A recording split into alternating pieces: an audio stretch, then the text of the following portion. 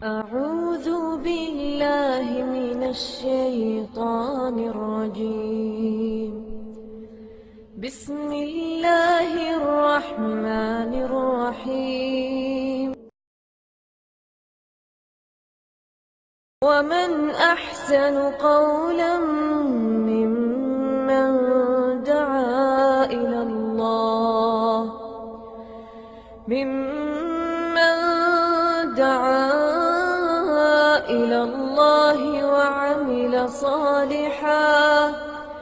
وعمل صالحا وقال إنني من المسلمين.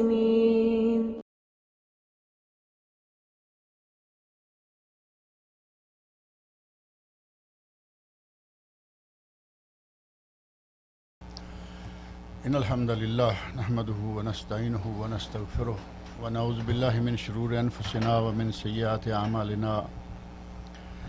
من يهده الله فلا مضل له ومن يضلل فلا هادي له وأشهد أن لا إله إلا الله وحده لا شريك له وأشهد أن محمدا عبده ورسوله. أما بعد فإن خير الحديث كتاب الله وخير الهدي هدي محمد صلى الله عليه وسلم وشر الأمور محدثاتها وكل محدثة بدعة وكل بدعة ضلالة وكل ضلالة في النار. رب اشرح لي صدري ويسر لي أمري واحلل عقدة من لساني يفقهوا قولي. رب أعوذ بك من همزات الشياطين وأعوذ بك رب أن يحضرون. أعوذ بالله السميع العليم من الشيطان الرجيم.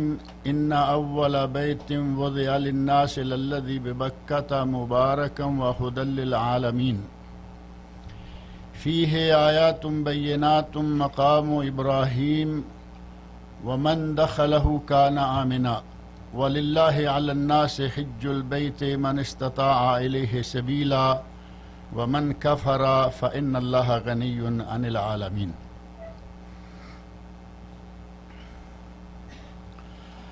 اللہ رب العزت کے بے شمار انعامات اور احسانات ہیں ہم مسلمانوں پر کہ اس نے ہمیں اپنے گناہوں کو بخشوانے کے لیے بہت سارے مواقع مہیا کیے ہیں، جن کی کچھ تفصیل پچھلے درس میں نے ذکر کی تھی، اور انہی میں سے ایک موقع یہ حج بھی ہے، موسم حج۔ اس حج کے فضائل اور برکات کے بارے میں بھی کچھ بات ہو گئی تھی۔ اللہ رب العزت نے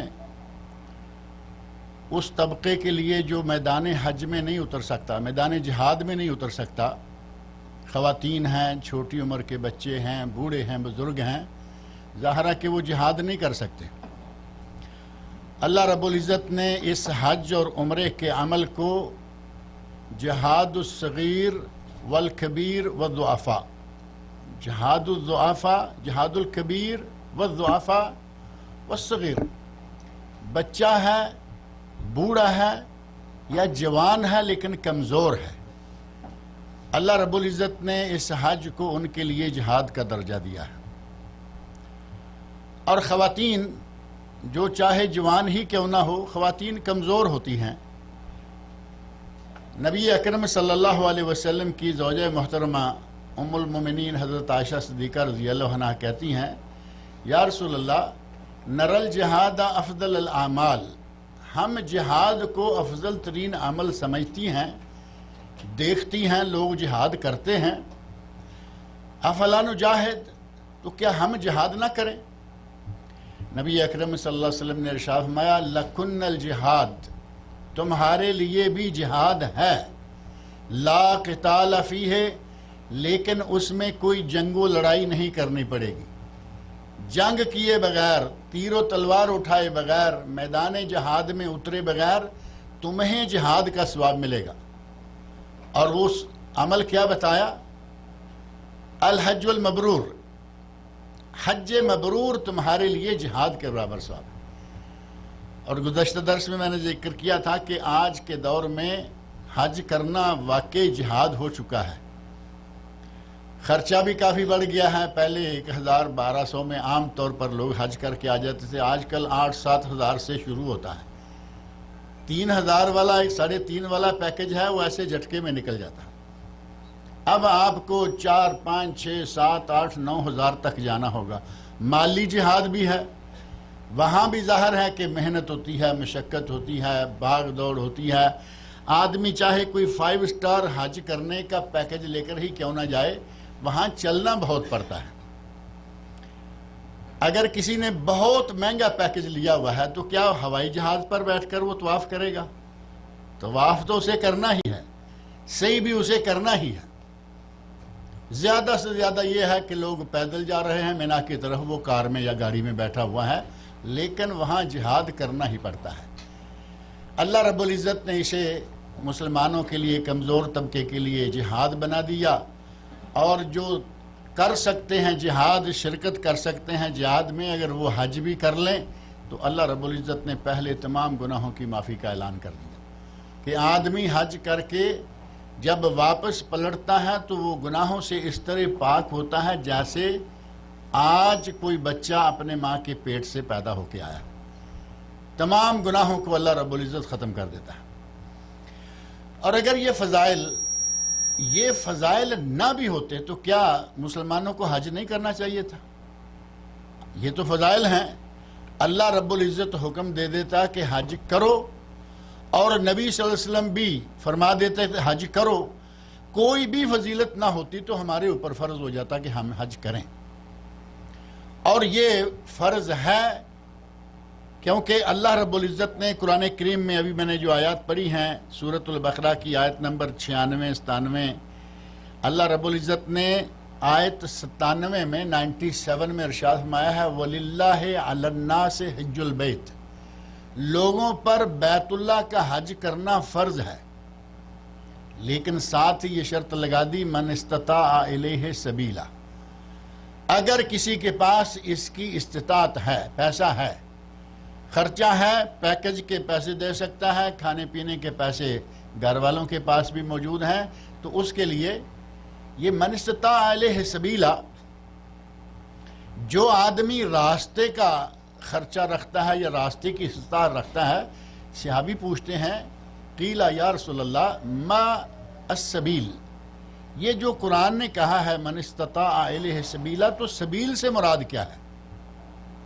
نبی اکرم صلی اللہ علیہ وسلم نے 2 لفظوں میں جواب دیا، فرمایا الزاد والراحلہ، زاد راہ ہو، خرچہ ہو، اور سواری ہو، سواری کا خرچہ ہو اور اپنے کھانے پینے کا خرچہ ہو، اور ظاہر ہے کہ جو اکیلا حج کرنے کے لیے جا رہا ہے اس کے بال بچوں کے لیے پیچھے خرچہ بھی ہو۔ یہ ہے استطاعت۔ اگر کسی کے پاس آنے جانے کا خرچہ ہے، وہاں رہنے کا خرچہ ہے، بال بچے کا خرچہ ہے، اس پر حج فرض ہو جاتا ہے۔ اور ایک بات میں بکثرت کہتا رہتا ہوں کہ ہمارے مولوی موقع بموقع حج فرض کرتے رہتے ہیں، جبکہ اللہ رب العزت نے زندگی میں ایک مرتبہ حج فرض کیا۔ رسول اللہ صلی اللہ علیہ وسلم نے فرمایا ان اللہ فرض علیکم الحج فحجوا، اے لوگو اللہ نے حج فرض کیا ہے، حج کرو۔ صحابی اقرا بن حابس رضی اللہ تعالیٰ عنہ کھڑے ہو گئے، یا رسول اللہ کل عام ھذا، کیا یہ حج ہر سال کرنا ہے؟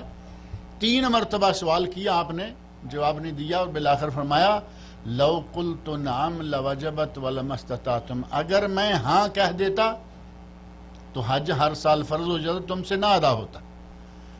اللہ رب العزت نے حج کو ایک مرتبہ فرض کیا، اور نبی صلی اللہ علیہ وسلم نے ساتھ فرما دیا فمن زاد فتطوع، اگر کوئی ایک سے زیادہ مرتبہ کرتا ہے تو وہ تطوع ہے، وہ نفل ہے، ہر سال کرے، 2-4 سال کے بعد کرے۔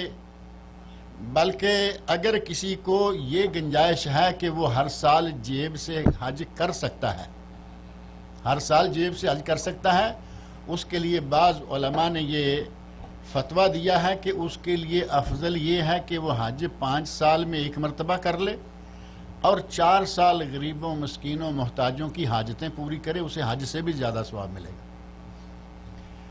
ایک آدمی کے چاروں طرف محلے میں 4 6 10 20 لوگ فقیر ہیں، محتاج ہیں، وہ بیچارے ناویں جمی کے محتاج ہیں، جو کی روٹی بھی نہیں مل رہی، اور یہ ہر سال حج کے لیے نکل جاتا ہے، حج بھی نفلی ہے۔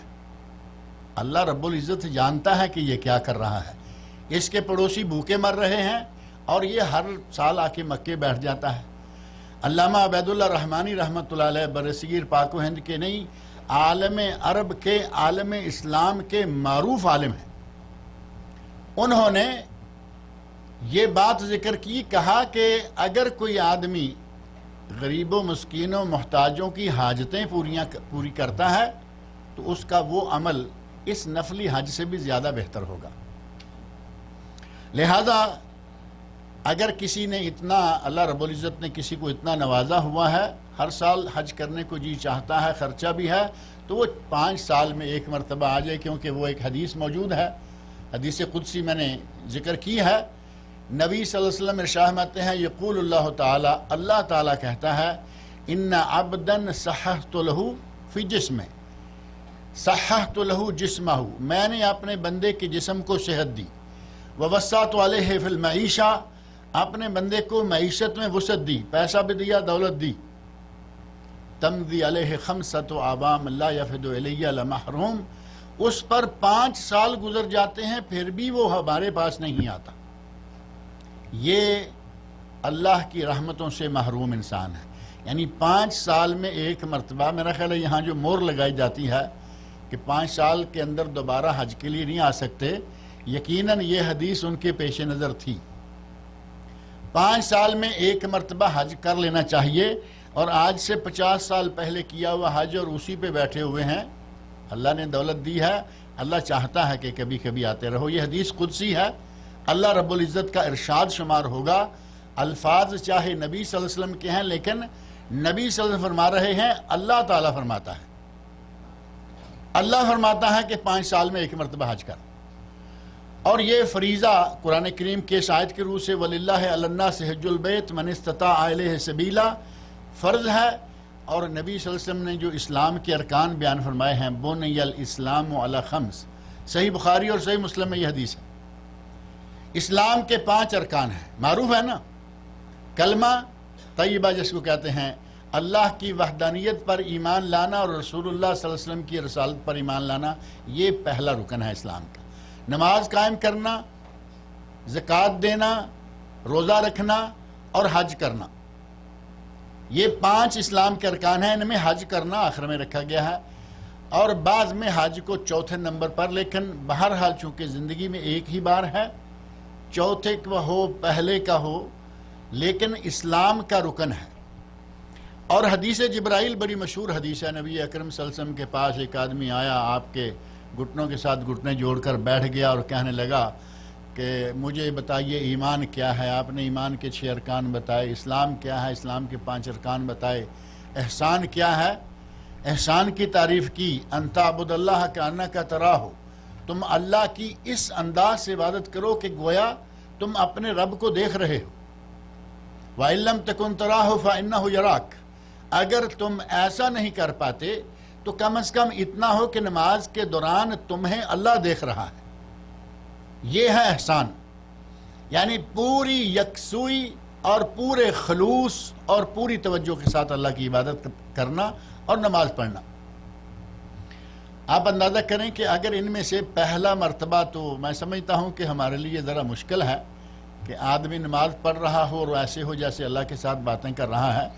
اللہ کے بندوں کو یہ درجہ یقیناً حاصل ہوگا، لیکن اگر دوسرا درجہ بھی لے لیں تو بات سمجھ میں آتی ہے نا کہ نماز میں ہم سے جو حرکتیں سرزد ہوتی ہیں، رنگ رنگ قسم کی، کپڑے سنوار رہے ہیں، داڑھی سنوار رہے ہیں، مونچھیں گرم کر کے تاؤ دے رہے ہیں، اگر ہمیں احسان کے معنی میں سے یہ دوسرا جز بھی حاصل ہو جائے تو ہم نماز صحیح طور پر پڑھنا شروع کر دیں۔ یہ نماز کے دوران جو کھیلیں کھیلتے رہتے ہیں ہر وقت، وہ نہ ہو۔ ان دونوں حدیثوں میں نبی اکرم صلی اللہ علیہ وسلم نے اسلام کے ارکان میں سے حج کو بھی ایک رکن شمار کیا ہے۔ لہٰذا اگر یہ فضائل نہ بھی ہوتے کہ سارے گناہ معاف ہو جاتے ہیں، یہ فضائل نہ بھی ہوتے کہ یہ عورتوں، کمزوروں، بچوں اور بوڑھوں کا جہاد ہے، یہ نہ بھی ہوتے تو ہمیں حج کرنا پڑتا، کیونکہ یہ فریضہ ہے۔ یہ اللہ رب العزت کے احسانات میں سے ہے کہ فرض بھی ادا کرو، ساتھ ہی بے شمار فضیلتیں بھی عطا کر دیتا ہے۔ اگر استطاعت حاصل ہو جائے، اور استطاعت کے مفہوم میں زاد ہے، راحلہ ہے، سواری اور راستے کا خرچہ، اس کے ساتھ ہی راستے پرامن ہوں، راستے پرامن ہوں۔ اور آج الحمدللہ آپ یہاں موجود ہیں، میرا خیال ہے کہ دنیا بھر سے آنے والے جہاد سے آ کے کوئی مدینہ میں اترتا ہے اور زیادہ تر لوگ جدہ میں اترتے ہیں۔ مدینہ سے لے کے مکہ تک اور جدہ سے لے کے مکہ تک راستے پرامن ہیں۔ جب سے یہ آل سعود کی حکومت آئی ہے، راستے الحمدللہ پورے سعودی عرب میں پرامن ہیں۔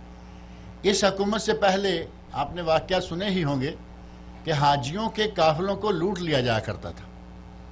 حاجیوں کے قافلے گزر رہے ہیں، کہیں نہ کہیں کوئی نہ کوئی ڈاکوؤں کا ٹولہ اٹھ جاتا اور وہ لوٹ لیا کرتا تھا، اور اس کے بڑے سارے واقعات اور بڑے سارے لطیفے بھی بنے ہوئے ہیں۔ ایک لطیفہ شاید میں نے پہلے یہاں ذکر کیا ہے۔ ایک پیر صاحب کسی کے گھر میں گئے، بیٹھے ہوئے تھے مزے سے، اچانک اٹھے، ڈنڈا لیا اور ٹھاک ٹھاک ٹھاک مارنا شروع کیا۔ اس سارے گھر والے پریشان ہوئے کہ پیر صاحب کو کیا ہوا؟ کہتے ہیں سرکار کیا ہوا؟ تو کہتے ہیں کہ مکے کے پاس حاجیوں کا ایک قافلہ جا رہا تھا، مکہ پہنچنے سے پہلے انہیں ڈاکو لوٹنے لگے تھے، تو میں نے ڈنڈے کے ساتھ ان ڈاکوؤں کو بھگایا ہے۔ لوگ اشش کر اٹھے کہ کیا بات ہے پیر صاحب کی، یہاں بیٹھے مکے کے قریب ڈاکوؤں کو مار مار کے بھگا دی۔ اس پیر کی بدقسمتی کہ اس گھر میں کوئی لڑکی آ چکی تھی شادی کر کے، بہو گھر والوں کی، وہ کوئی وہابن تھی۔ جو لوگ پیروں کی ان جعلی کرامتوں کو نہیں مانتے، اس نے اپنے شوہر کے ساتھ بات کی، کہا کہ اگر تم اجازت دو تو میں آج آپ کے پیر کا بھانڈا پھوڑوں اور تم اپنی آنکھوں سے دیکھو تب ایمان بھی لانا کہ یہ تمہارے ساتھ کیا گیمیں کرتے رہتے ہیں۔ اس نے کہا ٹھیک ہے، اگر صحیح ہے، کہیں ایسا نہ ہو کہ بعد میں پھر مجھے تمہارے ساتھ کچھ کرنا پڑے۔ اس نے کہا دیکھو، خاتون نے چاول پکائے، بڑے زبردست باسمتی کے چاول، لمبے لمبے موٹے موٹے، تھالی میں رکھے، نیچے گھی رکھا، گھی کے اوپر شکر ڈالی اور اس کے اوپر چاول ڈال دیے۔ اب پلیٹ میں چاول ہیں اور باسمتی کے خوبصورت چاول پکے ہوئے، ایک ایک دانہ الگ۔ وہ اگر کھانے والا کھانا چاہے تو وہ آگے نہیں گزرتے، اس کے ساتھ لازمی یا گھی چاہیے، شکر چاہیے یا سالن چاہیے۔ اب وہ پیر صاحب دیکھ رہے ہیں کہ کچھ ڈالیں گے، تو انہوں نے کہا سرکار نوش فرمائیے۔ سرکار جو ہیں وہ کہتے ہیں کہ کوئی میٹھا ٹھنڈا پاؤ، تسی کوئی غریب نہیں، مرشد پھڑ لیندے ہو تے روٹی دی تمیز نہیں۔ یہ پنجابی شاعر تھے یہ، جنہوں نے یہ ان کا واقعہ نقل کیا ہے۔ کہتے ہیں کہ تم غریب تو نہیں ہو، تم مالدار ہو، کوئی شکر ڈالو، کوئی گھی ڈالو، یہ چاول کھانے کے لائق بنے۔ تم نے پیر تو پکڑ لیا، لیکن پیر کے آداب کیا ہیں یا مرشدی کے آداب کیا ہیں ان کی تمیز نہیں سیکھی۔ اب لڑکے کو سمجھ آ گئی کہ یہ پیر صاحب کہاں پہنچے ہوئے ہیں۔ ابھی وہ کہتے ہیں کہ اجے ہونے حاجیاں دا قافلہ تو مکے جاندہ ڈٹھائی، اینا نہ پچھانے ہوئی کہ چوڑا تھلے مٹھائی۔ دیکھیں ابھی تم نے حاجیوں کا قافلہ مکے کے پاس دیکھ لیا، اور اپنی پلیٹ میں نیچے میٹھا بھی ہے، نیچے گھی بھی ہے، چاولوں کے نیچے تک تمہاری نظر نہیں گئی۔ تو یقیناً ایسا تھا کہ پہلے حاجیوں کے قافلوں کو لوٹا جایا کرتا تھا۔ آپ یہ پیر کی حکایت تو اتفاق سے آ گئی، لیکن آپ کو یہ اندازہ تو ہونا ہی چاہیے نا کہ ہمارے وہاں یہ پیر حضرات جو ہیں وہ بڑے بڑے دعوے کرتے ہیں، پل صراط سے پار نکالنے کے دعوے، جنت میں پہنچانے کے دعوے، اور جو مانگو سو ملے گا، یہ سارے دعوے، جبکہ یہ سارے کے سارے کام جو اللہ رب العزت کے ہیں انہیں دوسرا کوئی نہیں کر سکتا۔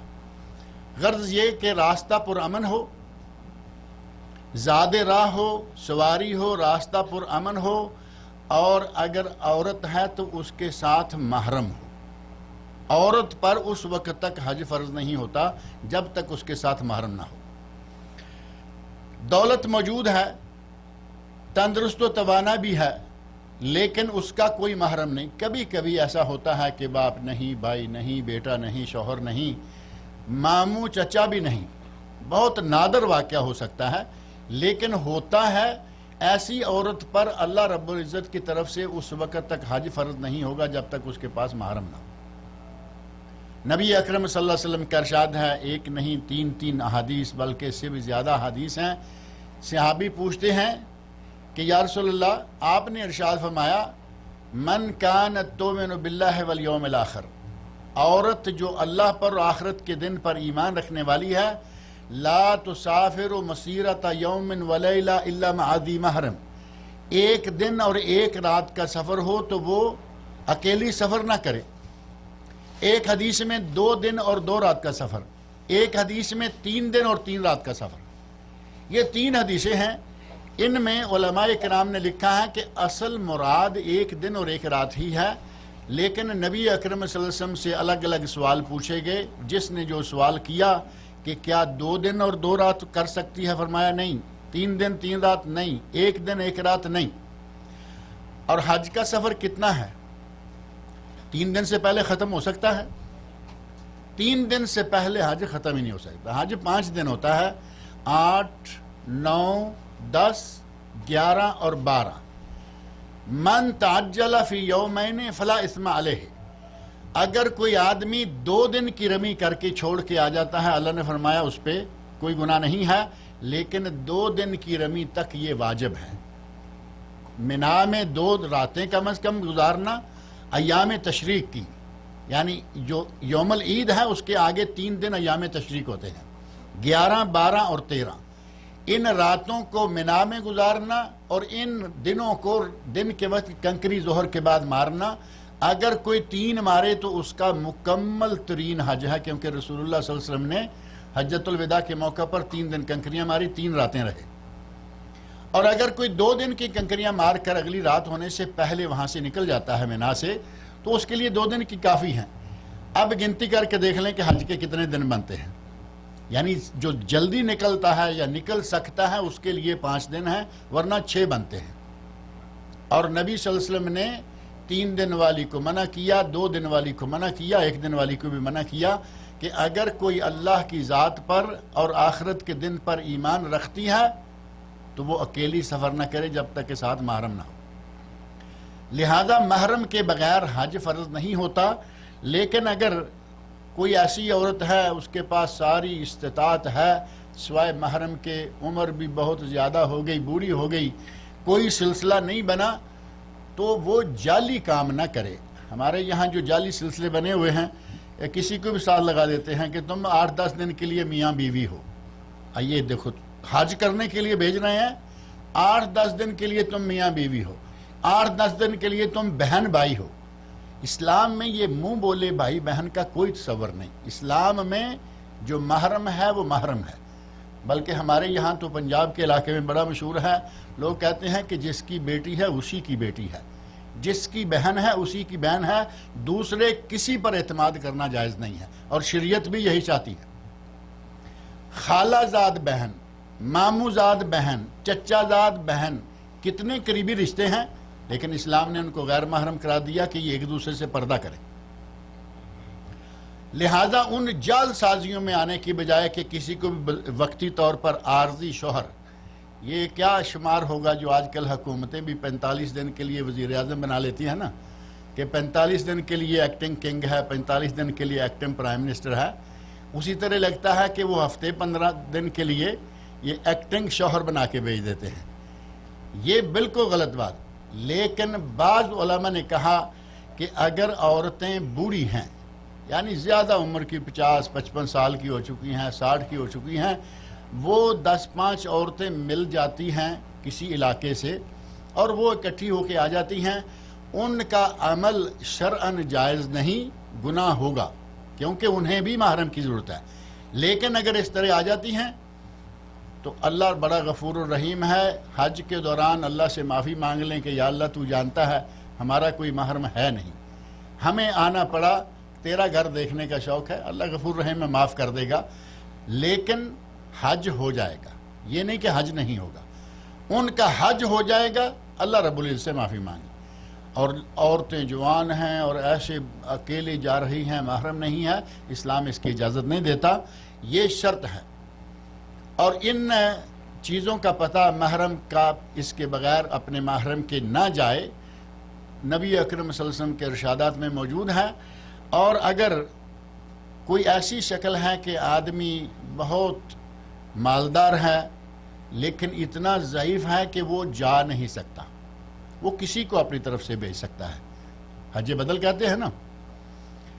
نبی صلی اللہ علیہ وسلم کے پاس بنو خصم قبیلہ کی ایک عورت پوچھتی ہے یا رسول اللہ ان ابی ادرکت ہو فریضۃ اللہ فی الحج، میرے والد پر مالی نقطہ نظر سے حج فرض ہو چکا ہے، یعنی میرے باپ کے پاس مال بہت ہے لیکن صحت کا کیا عالم ہے، لا یثبت علی الراحلہ، ایسی پوزیشن، کمزوری، ایسی حالت ہے کہ وہ سواری پر بھی بیٹھا نہیں رہ سکتا۔ ایک تو ہے کہ آدمی چلو سواری پہ بٹھا دے گا چلتا رہے گا، نہیں، وہ سواری پہ بھی اکیلا نہیں بیٹھا رہ سکتا۔ تو نبی اکرم صلی اللہ علیہ وسلم سے خاتون پوچھتی ہیں افا احج عنہ، کیا میں اس کی طرف سے حج کر لوں؟ تو آپ نے فرمایا کر لو۔ حج بدل کا ثبوت ہو گیا۔ پوچھنے والی عورت ہے جس کی طرف سے حج کیا جائے گا، وہ کون ہے؟ مرد ہے، باپ ہے اس کا، یعنی مرد کی طرف سے عورت یا عورت کی طرف سے مرد حج کرنا چاہے تو جائز ہے۔ ہمارے یہاں ایک پریشانی لوگوں کو یہ بنی ہوئی ہوتی ہے، کہتے ہیں کہ اماں کا حج کروانا تھا لیکن کوئی بوڑھی نہیں مل رہی، اب کسی دوسرے آدمی کو، مرد کو کیسے بھیجیں کہ وہ ہماری اماں ہے، وہ حج کرنا ہے، وہاں اماں اور ابے کا کوئی فرق نہیں ہے۔ مرد کی طرف سے عورت حج کرے، نبی اکرم صلی اللہ علیہ وسلم کا یہ واقعہ موجود ہے، اور ایک ہی نہیں، ایسے 3-4 احادیث موجود ہیں حج بدل کا ثبوت۔ مرد کی طرف سے مرد حج کر سکتا ہے۔ صحابی کہتا ہے اللہم لبیک عن شبرما، اے اللہ میں شبرما کی طرف سے حج کرنے آیا ہوں۔ نبی صلی اللہ علیہ وسلم کو آواز پہنچی تو آپ نے فوراً سوال کیا من شبرما، یہ شبرما کون ہے؟ تو صحابی کہتا ہے اخ لی او قریب لی، اے اللہ کے رسول وہ میرا بھائی ہے، یا کہا کہ وہ میرا رشتہ دار ہے۔ آپ نے سوال کر دیا احججت عن نفسک، کیا اپنا حج کر چکے ہو؟ تو کہتے ہیں کہ میں نے اپنا نہیں کیا۔ نبی اکرم صلی اللہ علیہ وسلم فرماتے ہیں حج عن نفسک ثم حج عن شبرما، پہلے اس مرتبہ اپنا حج کرو، آئندہ دوسرے موقع پہ شبرما کی طرف سے حج کر لینا۔ اس کا معنی یہ ہوا کہ جو حج بدل کرتے ہیں ان کو پہلے اپنا حج کیے ہوئے ہونا چاہیے۔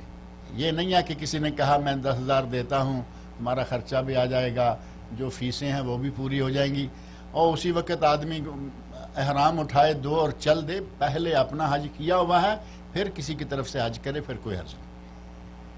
اب اس میں مرد کی طرف سے مرد ہے۔ ایک آدمی کہتا ہے یا رسول اللہ نذرت اختی ان تحج، میری بہن نے یہ نظر مانی تھی کہ میں حج کروں، لیکن وہ حج کرنے سے پہلے فوت ہو گئی ہے، تو کیا میں حج کر سکتا ہوں؟ نبی اکرم صلی اللہ علیہ وسلم نے ارشاد فرمایا کہ اللہ کا قرضہ زیادہ حقدار ہے کہ اسے ادا کیا جائے، تیری بہن پر یہ اللہ کی طرف سے قرضہ ہے نظر، لہذا تم اس کی طرف سے حج کرو۔ عورت کی طرف سے مرد کا حج بھی ہو گیا، یعنی اپوزٹ دونوں ہو گئے نا، دونوں اپوزٹ ہو گئے۔ اور ایک عورت کہتی ہے کہ میری ماں نے حج نہیں کیا ہوا، آپ نے فرمایا تم اس کی طرف سے کر لو۔ 4 ہی شکلیں ہو سکتی ہیں، چاروں حدیث میں موجود ہیں، اور چاروں احادیث صحیح سند سے ثابت ہیں۔ عورت عورت کی طرف سے، مرد مرد کی طرف سے، مرد عورت کی طرف سے، عورت مرد کی طرف سے۔ حج بدل چاروں شکلوں میں جائز، لیکن شرط یہ ہے کہ حج بدل کرنے والا پہلے اپنا حج کر چکا ہو۔ احرام کیسے باندھنا ہے؟ گزشتہ درس میں یہ بات ذکر کی تھی۔ احرام باندھ کر میقات سے، میقات کتنے ہیں؟ 5۔ میقات زمانی کیا ہے؟ شوال، ذوالقعدہ اور ذوالحجہ، یہ 3 مہینے جو ہیں یہ میقات زمانی شمار ہوتے ہیں۔ ان میں اگر کوئی عمرہ کر لیتا ہے اور نیت کرتا ہے کہ یہ میرا عمرہ حج کا ہے، حج تمتع اس کا ہو جائے گا۔ لیکن میں جیسے پہلے شروع میں ذکر کیا ہے کہ اگر ان میں کسی نے عمرہ کر لیا، ایسے گیا عمرہ کر کے آ گیا، مولوی فتویٰ داغ دیتے ہیں تم پہ حج فرض ہو گیا ہے۔ اللہ اور اللہ کے رسول کی طرف سے ایک مرتبہ زندگی میں حج فرض ہے، اور یہ جب ہی کوئی عمرہ کر لے یہ حج فرض کرا دیتے ہیں، جو کہ بالکل لا اصل اور لا یعنی بات ہے۔ آپ رمضان میں عمرہ کریں، شوال میں کریں، ذوالقعدہ میں کریں، کبھی بھی عمرہ منع نہیں، اور کبھی بھی عمرہ حج کے فرض کرنے کا سبب نہیں بنتا۔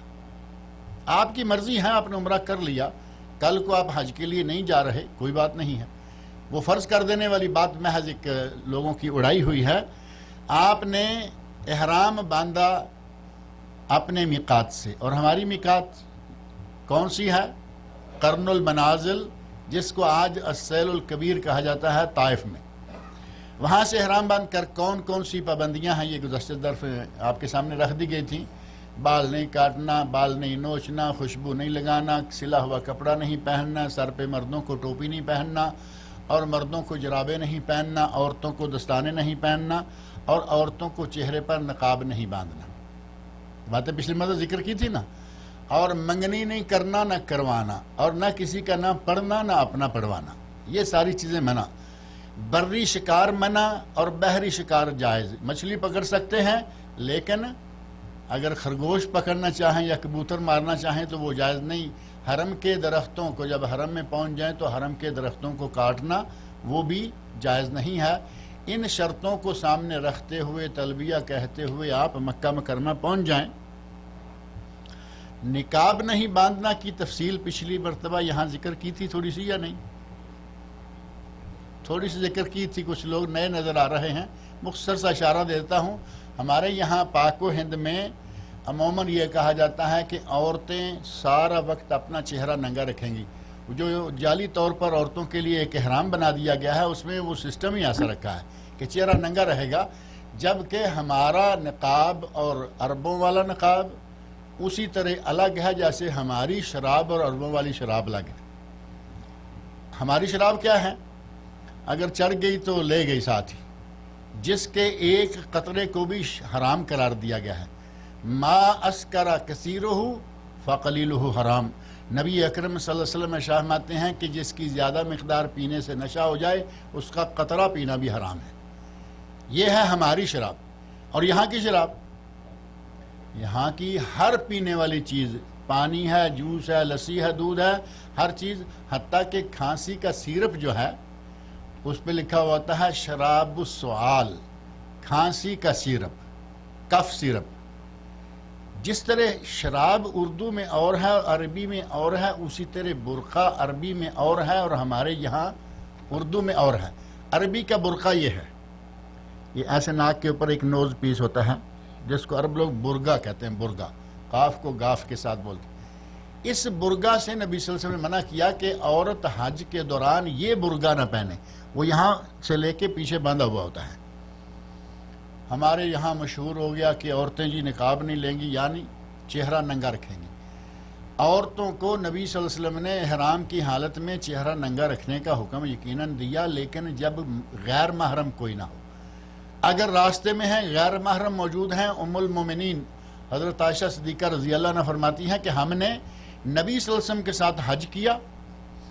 جب غیر محرم لوگوں کا قافلہ ہمارے کو قریب آتا، صدلت احدانا جلبابہا من راسہا علی وجہہا، تو ہم اپنے سر کا کپڑا گرا کر چہرے کا پردہ کر لیتے. یہ عربی میں جو نقاب ہے وہ نہیں. یہ ہمارا نقاب جو ہے وہ حجاب کے معنوں میں لے لیں یا کسی معنی میں لے لیں، یہ چہرے کا پردہ حج میں بھی کرنا ضروری ہے. مسجد میں جائیں پردہ سے جائیں، عیدگاہ میں جائیں پردہ سے جائیں، بازار میں جائیں پردہ سے جائیں، اور حج میں جائیں تو بے پردہ جائیں. کیا یہ بات معقول ہو سکتی ہے؟ صرف اتنا ہی بتائیں کہ کیا یہ معقول ہو سکتی ہے؟ جہاں تھوڑے سے لوگ ہوتے ہیں وہاں تو پردہ ہو، اور جہاں لاکھوں ملینز لوگ ہوں گے وہاں بے پردہ گھومتی پھریں عورتیں با پردہ طریقے سے. اور عجیب اتفاق ہے کہ آپ کے پاس بیٹھ کر بس میں، اب یہاں تو آپ زیادہ لوگ ہیں، بس میں بیٹھ کر صرف 40-45 لوگ ہوتے ہیں بس کی سواریاں، وہاں پوری طرح یہ موضوع تفصیل کے ساتھ بیان کر دیں اور جا کے میقات پہ پہنچیں.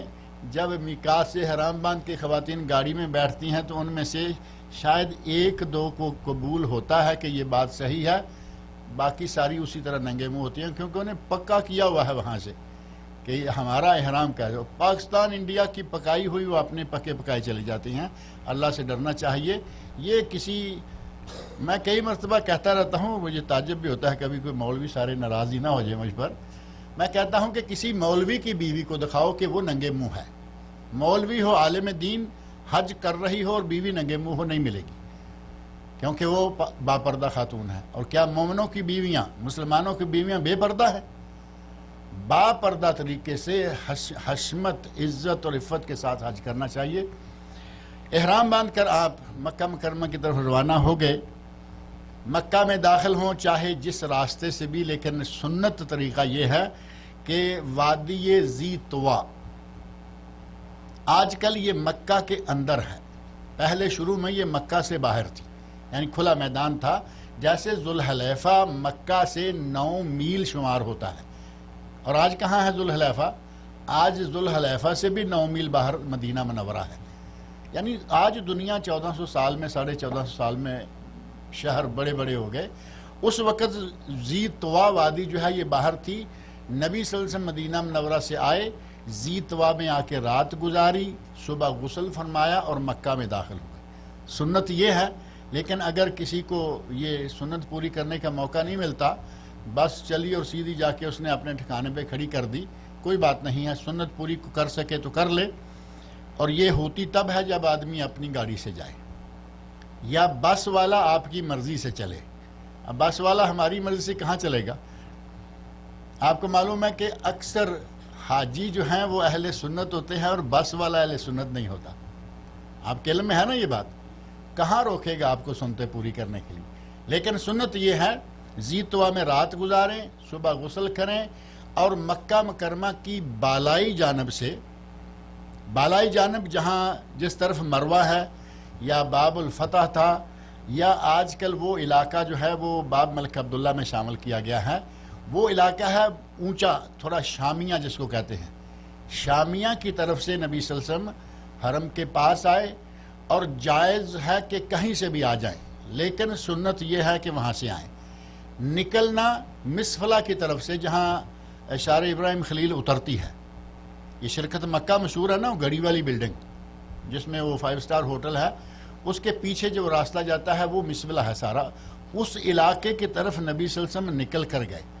آپ کہیں بھی نکل کے جائیں، جائز ہے، سنتوں پہ عمل کرنا چاہیں، چھوٹی چھوٹی یہ ساری سنتیں موجود ہیں، اجر و ثواب بڑھ جائے گا۔ حج تو زندگی میں ایک ہی مرتبہ کرنا ہے نا، بس والے نے لا کے یہاں اتارا، ہمیں معلوم ہے کہ یہاں حرم ہے، ہم ایسے سیدھا جاتے ہیں، اگر یہاں سے تھوڑا سا یہاں ہو کے آنا پڑ جائے، مشکل ہے، گرمی ہے، پیدل چلنا مشکل ہے، بہر صورت سنت ہے، عمل کر لیں، الحمدللہ، نہ کریں کوئی بات نہیں۔ بالائی جانب سے آ کر نبی اکرم صلی اللہ علیہ وسلم نے اپنی اونٹنی کو باب بنی شیبہ پر باندھا تھا۔ باب بنی شیبہ کہاں ہے؟ باب السلام ہے باہر، موٹا دروازہ معروف ہے، اس کا تو نام بھی لوگوں کو یاد ہوتا ہے کیونکہ اس طرف آگے نبی صلی اللہ علیہ وسلم کا گھر جو مکتبہ اسلامیہ ہے وہ بھی ادھر ہے، غزہ علاقہ ہے، یہاں صفا مروہ کے سنٹر میں سمجھ لیں کہ وہ باب السلام ہے، باہر لکھا ہے باب السلام، اور صفا مروہ سے گزر کر جب آپ حرم میں مسجد حرام میں داخل ہونے لگتے ہیں تو دروازے پر لکھا ہے باب بنی شیبہ، یعنی وہ چھوٹا دروازہ ہے، باہر والا بڑا ہے۔ باب بنی شیبہ کے پاس نبی صلی اللہ علیہ وسلم نے اپنی اونٹنی کو باندھا تھا، آپ وہاں سے داخل ہو جائیں یا جہاں سے بھی چاہیں داخل ہو جائیں۔ نبی اکرم صلی اللہ علیہ وسلم کا ارشاد ہے، مکہ کلھا طریق و منحر، مکہ سب راستہ ہے اور سب جائے قربانی ہے، جہاں چاہے قربانی کر لو، جہاں سے چاہے گزر جاؤ، حرم میں داخل ہو جاؤ، جائز ہے ہر طرح سے، لیکن سنت یہ ہے مسجد حرام میں داخل ہونے کے لیے جس طرح کسی بھی مسجد میں داخل ہوا جاتا ہے اسی طرح داخل ہوں، اللہم صلی علی محمد، اللہم افتح لی ابواب رحمتک، اللہم انی اعوذ باللہ العظیم، اعوذ باللہ العظیم وبوجہہ الکریم وبسلطانہ القدیم من الشیطان الرجیم، یہ کہتے ہوئے مسجد میں، ہم عام مسجد میں داخل ہوئے تو نہیں کرتے، لیکن وہاں تو زندگی میں کوئی ایک مرتبہ جاتا ہے، کوئی کبھی کبھار جاتا ہے، دعا یاد کر لینی چاہیے، وہاں یہ کہتے ہوئے داخل ہوں۔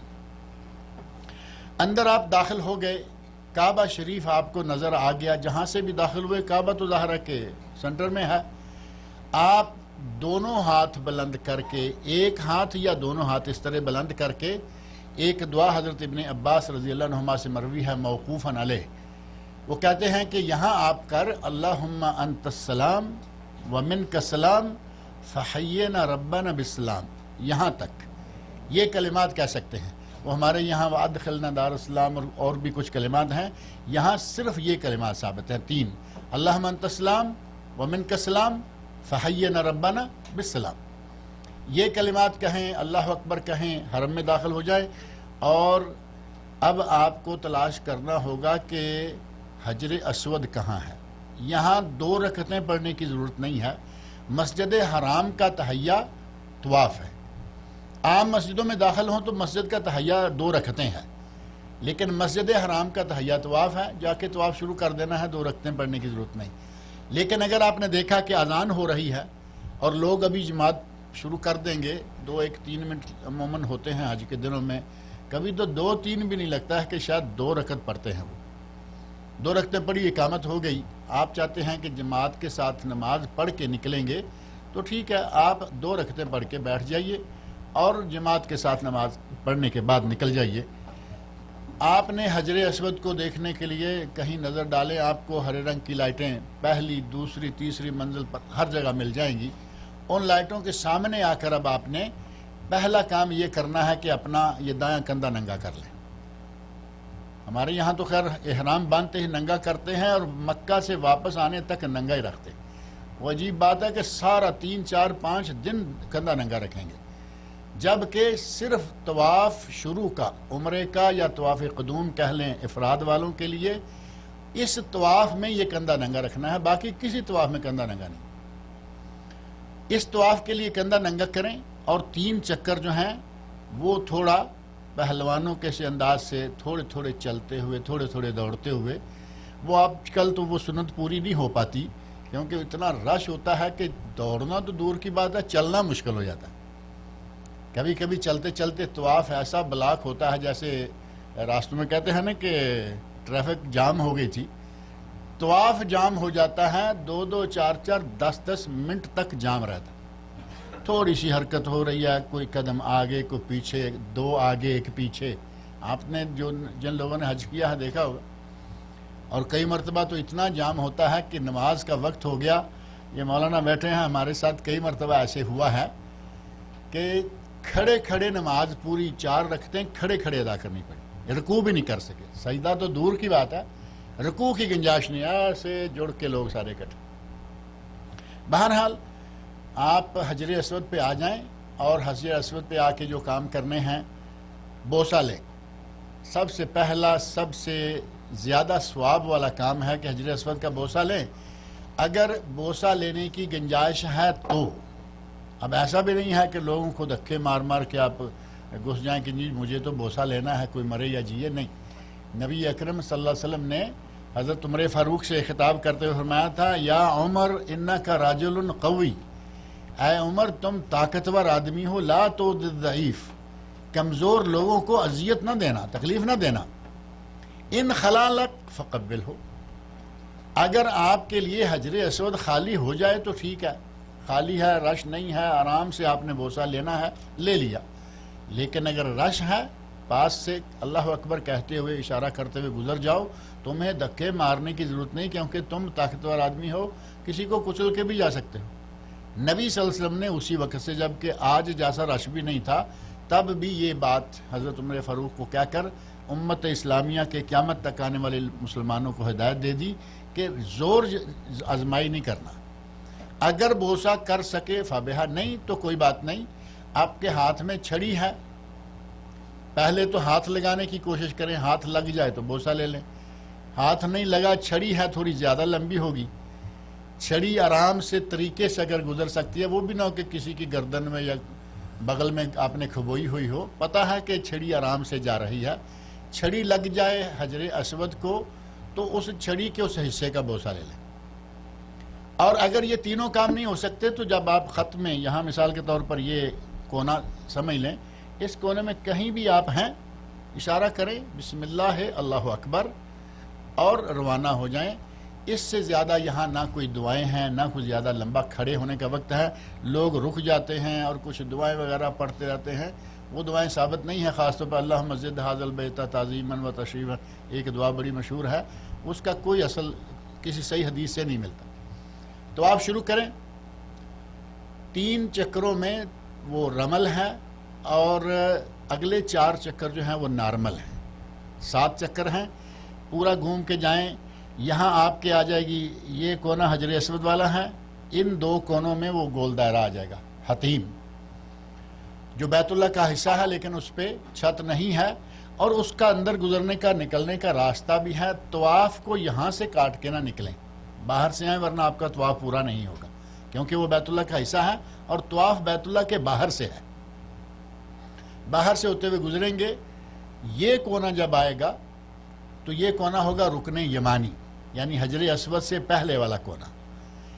اس رکن یمانی کو اگر گنجائش ہے تو آپ ہاتھ لگا سکتے ہیں, بس ہاتھ اس طرح لگا لیں بس. نہ یہاں اشارہ ثابت ہے اور نہ یہاں بوسہ ثابت ہے, چاہے وہ خالی کیوں نہیں پڑا ہوا, یہاں بوسہ نبی صلی اللہ علیہ وسلم نے دیا, بلکہ صرف ہاتھ لگایا ہے. لہذا ہاتھ لگائیں. کئی لوگ ہیں وہ ہاتھ لگے نہ لگے یہاں بھی اشارہ کر کے بوسہ دے رہے ہیں. جو کچھ حجر اسود کے آداب ہیں وہ رکن یمانی پر بھی کرتے ہیں, جبکہ صحیح نہیں ہے. اور حجر اسود پر کچھ لوگ دور سے اشارہ کر کے بھی ہاتھ کو بوسہ دے رہے ہیں, یہ بھی ثابت نہیں ہے. بوسہ کس بنیاد پہ آپ دے رہے ہیں؟ اگر ہاتھ حجر اسود کو لگا, ٹچ کیا تو معقول بات ہے کہ بوسہ دے دیں. تو یہ فلائنگ جو کسنگ ہے نا, اس کو چھوڑیں, سنت پہ رہیں. اگر حج کا پورا ثواب لینا ہے تو سنت کے عین مطابق ادا کریں. اب یہاں چل کے آپ پہنچ گئے, پورے اس ایریے میں کوئی دعا ثابت نہیں ہے نبی صلی اللہ علیہ وسلم سے, کوئی ایک دعا ثابت نہیں. یہاں آ کے جب آپ آگے داخل ہوئے اس ایریے میں تو حجر اسود پہنچنے تک ربنا آتنا فی الدنیا حسنہ وفی الآخرۃ حسنۃ وقنا عذاب النار, یہ دعا ثابت ہے. اس دعا کو جتنی مرتبہ پڑھ سکتے ہیں پڑھیں. اس کے آگے بھی کچھ لوگ الفاظ جوڑے ہوئے ہیں.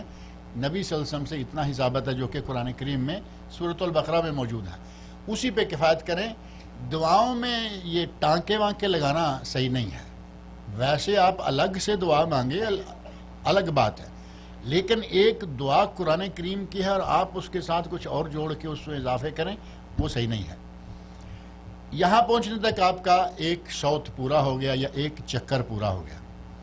ہمارے یہاں پاکٹ سائز کی کتابیں کیا اور بڑی کیا اور چھوٹی کیا, ان میں 7 اشواط کی 7 دعائیں.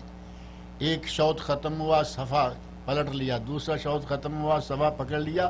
یہ ساری لوگوں کی یا مولویوں کی طے کردہ ہیں. نبی صلی اللہ علیہ وسلم سے ایسا کچھ ثابت نہیں. نبی صلی اللہ علیہ وسلم سے طواف میں سوائے سے ایک دعا کے ثابت نہیں تو 7 کیسے ہوں گی؟ لہذا اس جال سازی سے نکل جائیں. آپ پورے دل کے ساتھ اپنے رب سے مانگیں اور جس زبان میں چاہیں مانگیں. کوئی فرض نہیں ہے کہ آپ عربی میں ہی مانگیں گے. ربنا آتنا تو یاد کر لینی چاہیے یا نہیں؟ اب اس کا بھی ترجمہ نہ یاد کریں, ترجمہ یاد رکھ لیں لیکن ترجمہ وہاں نہیں. وہاں کوشش کریں کہ یہ دعا پڑھیں, ربنا آتنا فی الدنیا حسنہ وفی الآخرۃ حسنۃ وقنا عذاب النار. یہ دعا اکیلی, اس کے بعد وہ جو 7 کا چکر, 7 دعائیں 7 چکر, یہ ان چکروں میں نہ آئیں. سنت پر رہیں. اس طرح آپ نے 7 چکر مکمل کیے, آخر آپ کا کہاں ہوگا؟ حجر اسود پر. کچھ لوگ باہر نکلنے کے چکر میں یہاں سے آئے, یہ 7واں آخری چکر ہے, تو یہاں سے باہر کو ٹرن لینا شروع ہو جاتے ہیں. یہ 7واں چکر پورا ہوگا, یہ نامکمل طواف رہے گا. آپ یہاں سے آ کے یہاں کہیں سے باہر کا کچھ راستہ تلاش کریں. مقام ابراہیم کے باہر سے آگے سے گزر کر پھر کوئی راستہ دیکھیں. پہلے یہاں سے دیکھیں گے تو آپ کا یہ حصہ جو ہے طواف کا ناقص رہ جائے گا. 7 چکر مکمل کر لیے. کسی بھی جگہ یہاں کر کے وہ مقام ابراہیم ہے, وَاتَّخِذُوا مِن مَقَامِ إِبْرَاهِيمَ مُصَلَّى, یہ پڑھتے ہوئے اس جگہ کہیں بھی, یعنی جب آپ کے سامنے وہ مقام ابراہیم اور بیت اللہ ہوں. لیکن رش میں یہ نہیں ہو پاتا. یہ عمرہ وغیرہ کبھی کرنے جائیں تو یہ چانس مل جاتا ہے, لیکن رش میں جہاں کہیں جگہ ملے 2 رکعتیں پڑھ لیں, اور 2 رکعتیں پڑھنے سے پہلے یہ کندھا ڈھانپ لیں. آپ دیکھیں گے وہاں حاجی حضرات, میں نے بتایا 5 دن ننگا رکھتے ہیں. ایسے ہوتا ہے جیسے اب یہ عادی ہو گئے ہیں کہ یہ کندھا ننگا رہنا چاہیے. 2 رکعتیں پڑھنے کے لیے آپ کو کندھا ڈھانپنا ہوگا. سنت رسول کے مطابق یہ 2 رکعتیں پڑھیں, کندھا ڈھانپ لیں.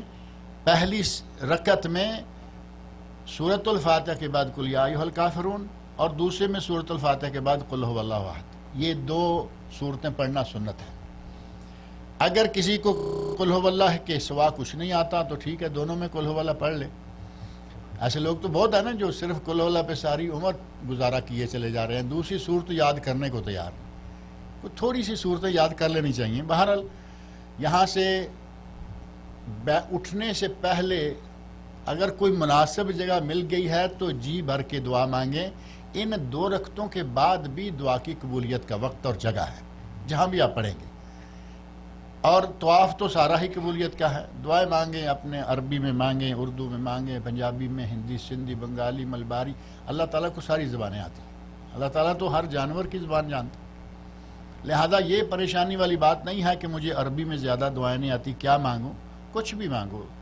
ذکر اذکار کرو، تسبیحات پڑھو، تحلیل لا الہ الا اللہ پڑھو، اور جو بھی ہے لیکن دل سے. یہ کاغذوں والی کاروائی جو ہے نا، اس میں آدمی کا انداز ایک مشینی سا انداز ہو جاتا ہے کہ ایک ریل چل رہی ہے اور میں اس پہ چل رہا.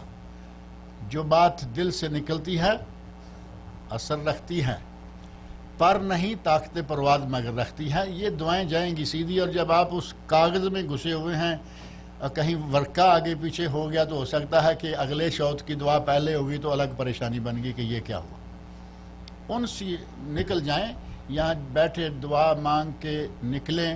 اگر ممکن ہے تو زمزم پئیں. اگر صفا مروہ جانے سے پہلے زمزم پی لیں. باوضو ہونا تو ظاہر ہے کہ طہارت کے لیے، طواف کے لیے باوضو ہونا تو شرط ہے. احرام باندھا ہے، آپ گھر پہنچے ہیں مثلا طائف سے یا کسی میقات سے، تو گھر میں آ کر سامان رکھیں، کچھ کھائیں پئیں، وضو کر کے لیں. تو طواف جو ہے وہ بغیر وضو کے نہیں ہوتا، باقی سارا حج ہو جائے گا. اب یہاں تو چونکہ میں نے بتایا کہ آتے ہی اگر فرض نماز پڑھنی ہے تو وہ بھی پڑھیں، وہ تو وضو سے ہی ہوگی نا. بہرحال طواف کے لیے طہارت شرط ہے، اور یہ 2 رکعتیں پڑھی ہیں ان کے لیے بھی طہارت شرط ہے. یہاں سے نکلے زمزم پئیں. زمزم پینا بہت ہی مفید ہے. یہ دعا بھی ہے. نبی صلی اللہ علیہ وسلم نے ارشاد فرمایا ہے طعام و طعم و شفاء و سقم. یہ بھوکے کے لیے غذا ہے اور بیمار کے لیے دوا ہے.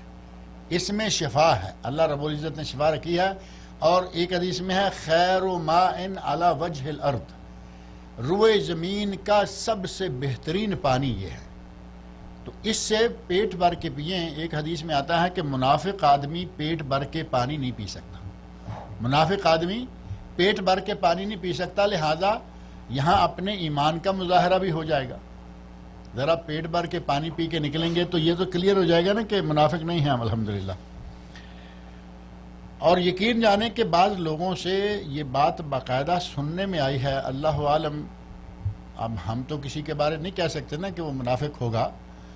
کئی لوگوں کو یہ کہتے سنا گیا یار زمزم تو پیا ہے کوئی ٹیسٹ نہیں ہے.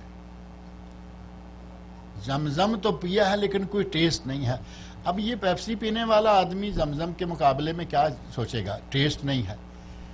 ٹیسٹ ہے یا نہیں ہے، وہ انتہائی مبارک پانی ہے. اس پانی کو جتنا ہو سکے پیٹ بھر کے پئیں، اور پیٹ بھر کر پی کر اپنے ایمان کا مظاہرہ کریں، اور پھر اٹھیں اور کس طرف جائیں؟ پھر روانہ ہوں گے آپ صفا. باب صفا سے نکلتے ہوئے سیدھے صفا پہاڑی پہ چلے جائیں.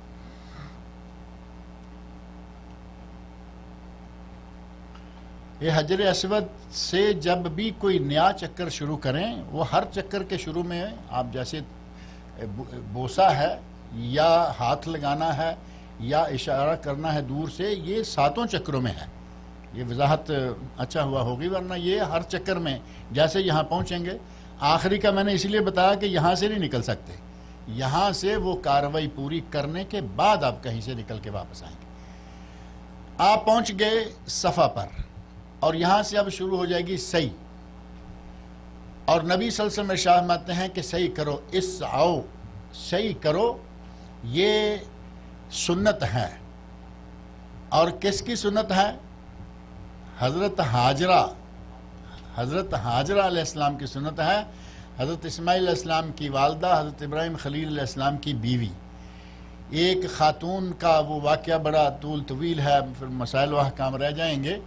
اللہ رب العزت کے لیے اگر کوئی پورے خلوص کے ساتھ کوئی کام کرتا ہے، اللہ اس کو زندہ جاوید کر دیتا ہے. انہوں نے پورے خلوص کے ساتھ اس جگہ پر قیام کیا. ابراہیم علیہ السلام چھوڑ کے جانے لگے تو کہا کہ ہمیں کہاں چھوڑ کے جا رہے ہیں؟ ابراہیم علیہ السلام خاموشی سے چل گئے. دوسری مرتبہ پوچھا کس کے سہارے چھوڑ کے؟ چل گئے. تیسری مرتبہ خود سوال کیا، کیا تمہیں اللہ نے حکم دیا ہے کہ ہمیں یہاں چھوڑو؟ تو ابراہیم علیہ السلام کہتے ہیں ہاں۔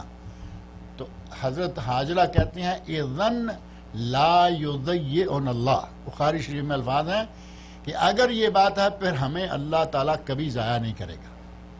اتنا خلوص اللہ رب العزت کے لیے، اتنا یقین اور اتنا اعتماد، یہ جب یہاں دوڑی ہیں، قیامت تک کے لیے مسلمانوں کے لیے یہ دوڑنا حج کا حصہ قرار دے دیا گیا۔ یہاں حجر اس پر صفا پہ کھڑے ہو کر اب واپس بیت اللہ کی طرف منہ کر لیں، اگر کہیں نظر آ رہا ہے فابہا، نہیں نظر آ رہا تو ڈائریکشن کا تو پتہ چل ہی جاتا ہے نا کہ یہاں سے بیت اللہ کہاں کر کے ہے۔ بیت اللہ کی طرف منہ کریں اور یہاں لا الہ الا اللہ وحدہ لا شریک لہ لہ الملک و لہ الحمد وہو علی کل شیء قدیر، یہ کلمات جو ہیں یہ 3 مرتبہ پڑھیں۔ الحمدللہ وحدہ وانجز وعدہ ونصر عبدہ وہزم الاحزاب وحدہ، یہ دعا بھی 2 3 4 5 10 مرتبہ پڑھیں۔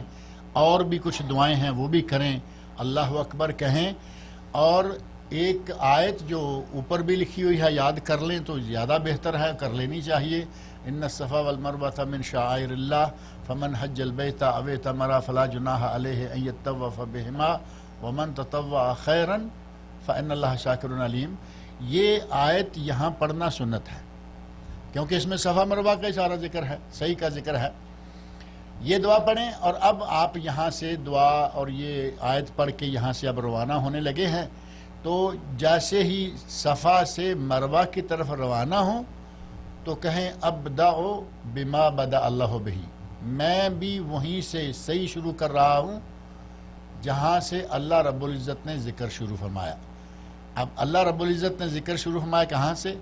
صفا سے۔ ان الصفا والمروہ، پہلے صفا آیا، یہ الفاظ کہتے ہوئے حاجی جو ہے وہ صحیح شروع کر دے۔ روانہ ہوا اور راستے میں ذکر دعا کچھ بھی پڑھتا ہوا جا رہا ہے، کچھ لوگ قرآن کریم کی تلاوت کر لیتے ہیں، کچھ بھی اچھی بات ہو، کوئی حرج نہیں ہے۔ طواف کے دوران زیادہ گپے نہ ہوں، یہ تھوڑا واپس جا کے ذہن میں رکھ لیں۔ طواف کے دوران نبی صلی اللہ علیہ وسلم فرماتے ہیں کہ طواف بھی نماز ہے، طواف بھی نماز ہے، الا ان اللہ احل فیہ الکلام، لیکن اللہ نے اس میں بات کرنے کی اجازت دی ہے، اگر کوئی جائز اچھی مناسب بات ہے تو کر سکتے ہیں۔ اب گپیں تو نہیں اس میں آتی نا، بار بار حج کرنے والے، بار بار عمرہ کرنے والے آتے جاتے اکٹھے، درمیان میں بھی وہ اپنا کام شروع کر دیتے ہیں۔ یہاں صرف ذکر اللہ کا ذکر کریں، دعائیں مانگیں، قرآن کریم کی تلاوت کریں، وہی آپ صفا مروہ بھی کرنا شروع کر سکتے ہیں۔ اور جیسے ہی وہ گرین لائٹ ایریا آ جائے، آج کل تو بہت زبردست اس میں لائٹیں لگی ہوئی ہیں، پورا علاقہ ایک گرین ایریا لگتا ہے، وہاں پہنچیں تو اس وقت رب اغفر ورحم انک انت العز الاکرم، یہ کلمات کہنا جائز ہے۔ ان کلمات کے علاوہ اس پورے درمیان والے ایریے میں کوئی دعا ثابت نہیں، لیکن یہاں بھی وہی 7 چکروں والی، یہ بھی چونکہ 7 چکر ہیں، اس میں بھی 7 چکروں کی 7 دعائیں مولویوں نے اکٹھی کر کے اسپیشل بنا رکھی ہیں، جو کہ جعل سازی ہیں، نبی صلی اللہ علیہ وسلم سے وہ ثابت نہیں۔ دعائیں چاہے ساری صحیح کیوں نہ ہوں گی، لیکن ان کو ساتھ میں پابند کرنا ثابت نہیں ہے، لہذا کھلا رہنے دیں اس کو۔ جیسے ہی آپ ہرے ایریا سے آگے نکلیں پھر سادہ، اور پہلے بھی سادہ لیکن ہرے ایریے میں تھوڑا بھاگ کے گزرنا ہے، کیونکہ یہاں حضرت حاجرہ علیہ السلام بھاگ کر گزری تھیں، اور خواتین کے لیے عموماً یہی کہا گیا ہے کہ خواتین یہاں نہ بھاگیں، اور نہ ہی رمل، جو طواف کی سنت ہے نا، رمل 3 چکروں میں، وہاں بھی عورتیں سادہ رفتار سے چلیں، اور یہاں بھی۔ لیکن علامہ البانی رحمۃ اللہ علیہ نے مناسک الحج میں لکھا ہے کہ اگر عورت رات کا وقت ہے، رش نہیں ہے، حاجی نہیں ہے، یعنی اکا دکا کہیں آگے نکل گئے، یہ پیچھے اکیلی آ رہی ہے، پیچھے کوئی نہیں ہے، تو عورت بھی یہ سنت پوری کر سکتی ہے، کیونکہ اصل میں تو یہ سنت ہی عورت کی ہے۔ حضرت حاجرہ دوڑی ہیں، وہ عورت تھی، لہٰذا اگر کبھی چانس بن جائے تو کر لے، لیکن اگر رش ہے، لوگ ہیں، تو ظاہر ہے کہ اس میں عورتوں کا دوڑتے ہوئے گزرنا وہ صحیح نہیں ہے۔ اس طرح یہ آپ کا صفا سے لے کے مروہ تک ایک شوط مکمل ہو گیا، اور آپ کے کندھا ڈھانپا ہوا ہے، اب یہ نہیں کہ 2 رکعتیں پڑھ کے پھر اس کو ننگا کر لیں. آپ کا کندھا صرف پہلے 7 چکروں میں ہے بیت اللہ کے، اس کے علاوہ کبھی بھی کھلا نہیں رہنا چاہیے. مروہ پہ پہنچ کر یہی ساری دعائیں، یہی سارا انداز بیت اللہ کی طرف رخ کر کے اب آپ وہاں سے واپس نکل آئیں. وہاں ابدا بما بدلا نہیں، کیونکہ وہ شروع ہو چکا صفا سے. باقی ساری چیزیں جو ہیں، ساری دعائیں جو ہیں وہاں کریں. اور جیسے ہی آپ مروہ سے اترنے لگتے ہیں تو دائیں طرف ایک دروازے کا نام ہے باب مراد. جیسے باب ملک عبدالعزیز، باب سعود، باب فلاں ہے نا، تو وہاں سے اترتے ہوئے باب مراد ہے ایک. اور ہمارے پاک و ہند کے حاجیوں میں یہ مشہور کر دیا گیا ہے کہ جو آدمی باب مراد کے سامنے کھڑے ہو کر جو مراد مانگے گا پوری ہوگی. اب یہ کہاں سے لیا؟ ترک بادشاہوں میں سے کون سا بادشاہ یہ اتنا بڑا ولی تھا جس کے دروازے کے سامنے کھڑے ہو کے مانگے؟ ایسے کہانی بنائی. یہ عثمانی حاکم جو گزرے ہیں، خلفائے عثمانیہ، عثمانی حکومت کے زمانے میں کسی بادشاہ کا نام تھا، اس نام پہ یہ دروازہ ہے. جیسے آج بھی باب ملک عبدالعزیز، باب ملک عبداللہ ابھی جو تیار ہو گیا ہے بہت بڑا. ان تکلفات سے نکل جائیں جو ہمارے خاص علاقائی تکلفات ہیں. مسنون حج پہ رہیں، وہاں سے اتریں. جیسے صفا سے مروہ کی طرف گئے اسی طرح مروہ سے صفا کی طرف آ جائیں. اور یہ آپ کے 2 چکر ہو گئے. صفا سے مروہ 1، مروہ سے صفا 2، 3، 4، 5، 6 اور 7واں کہاں ختم ہوگا؟ مروہ پر. اگر وہ جو ہمارے بعض لوگ اپنے آپ کو بھی تھکاتے ہیں، سنت سے بھی نکل جاتے ہیں کہ صفا سے مروہ، مروہ سے صفا 1، وہ سمجھتے ہیں کہ حجر اسود سے حجر اسود 1 ہے تو صفا سے صفا 1 بنے گا. نہیں، سنت یہ ہے کہ صفا سے مروہ 1 اور مروہ سے نبی صلی اللہ علیہ وسلم باہر نکل گئے. اس کا معنی یہ ہوا کہ ہر ایک طرف جو ہے وہ چکر شمار ہوگا. لہذا جیسے ہی آپ مروہ سے باہر نکل جائیں، فارغ ہو جائیں، اب آپ کا یہاں کا سلسلہ مکمل ہو گیا. طواف بیت اللہ 7 شوط، 2 رکعتیں، صفا مروہ 7 شوط، باہر نکلیں. وہاں باہر بال کاٹنے کا سلسلہ بہت ہے، بلکہ اندر ہی شروع ہو جاتا ہے. کیا آپ کا جی چاہے گا کہ صفا مروہ اور حرم کے اندر آپ کے سر کے بال گریں؟ اور آپ دیکھیں گے کہ وہاں کھڑے ہونے کی جگہ نہیں ملتی. ڈرم بھی رکھا ہوا ہے، لوگوں کو، کینچی والوں کو روکتے بھی رہتے ہیں، لیکن یقین جانے کہ نیچے حرم کے اندر پاؤں کے نیچے بال بکھرے ہوئے ہوتے. اس منظر کو آپ بجائے اس کے کہ ختم کریں، آپ بڑھانے میں حصہ ڈال رہے ہیں کہ لو جی میرے بھی 4-6 بال کاٹ دو. وہ ایک کینچی ادھر، ایک ادھر مار کے 6 کر کے کینچی مار کے 10-5 ریال لیے.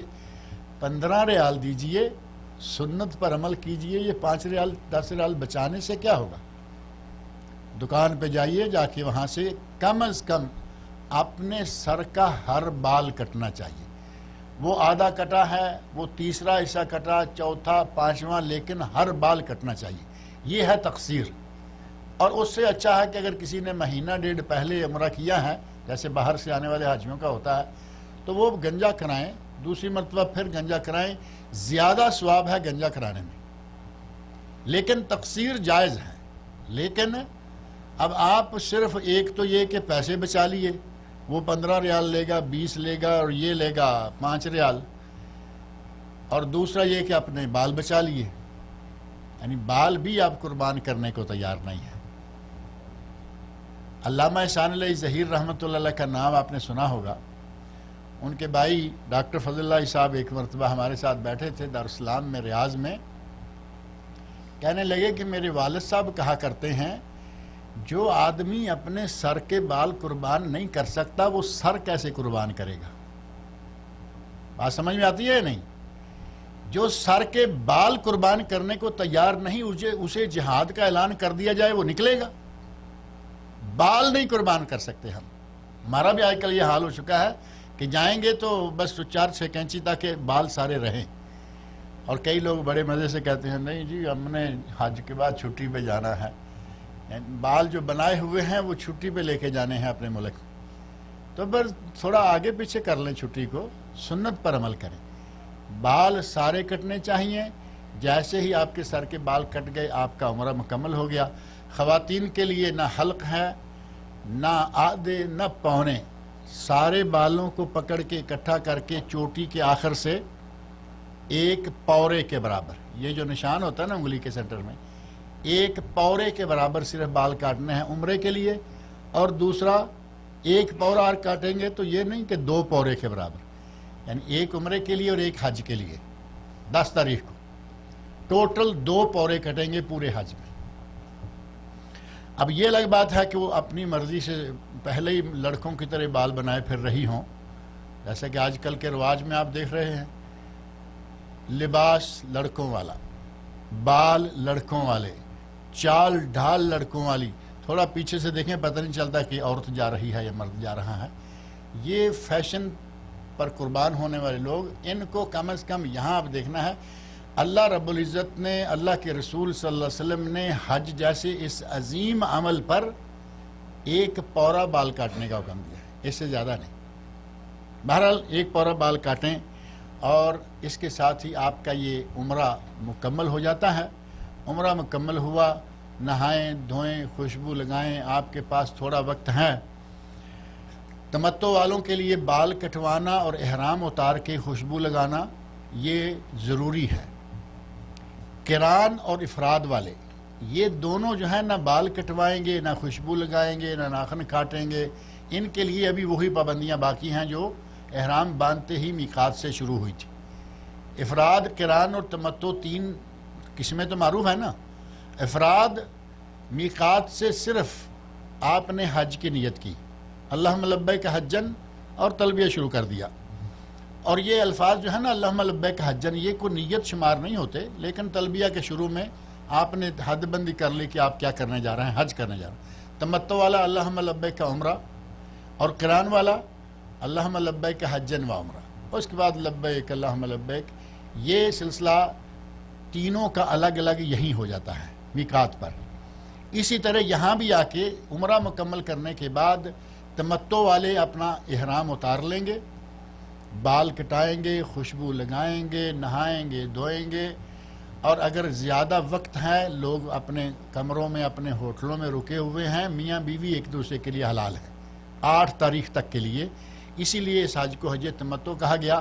اور نبی اکرم صلی اللہ علیہ وسلم نے اس حج کی تمنا کی، ایک ہوتا ہے کہ کر لیا، آپ نے حج قران کیا، لیکن تمنا کی کہ اگر مجھے پہلے پتہ چلتا کہ اس حج قران میں یہ مشقتیں ہیں تو میں لو استقبلت، بخاری اور مسلم کے حدیث میں سے، لو استقبلت من امری مستدبرت لما سقت الہدی، اگر مجھے پہلے پتہ چل جاتا جو بعد میں چلا ہے، یعنی احرام میں ہی رہنا ہے، ہری پابندیاں 10 تاریخ تک ساتھ لے کے جانا ہے، اور آپ مدینہ سے آئے تھے، ظاہر ہے کہ احرام بھی کافی پہلے کا باندھا ہوا ہے، اگر مجھے پتہ چل جاتا کہ اس طرح اس حج قران میں رہنا پڑے گا، میں کبھی بھی قربانی ساتھ نہ لاتا، بلکہ عمرہ کر کے احرام کھول دیتا، اور 8 تاریخ کو دوبارہ احرام باندھتا اور قربانیاں یہاں سے لے لیتا۔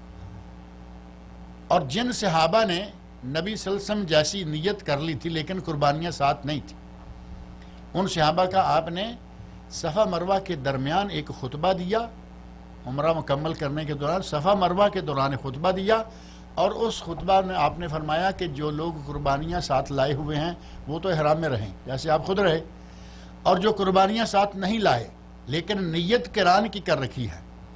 صحابہ کرام کی سادگی دیکھے، کچھ لوگوں نے یہ کہا یا اللہ ہماری نیت وہ ہے جو ہمارے نبی کی، جو ہمارے نبی کی نیت ہماری وہی نیت۔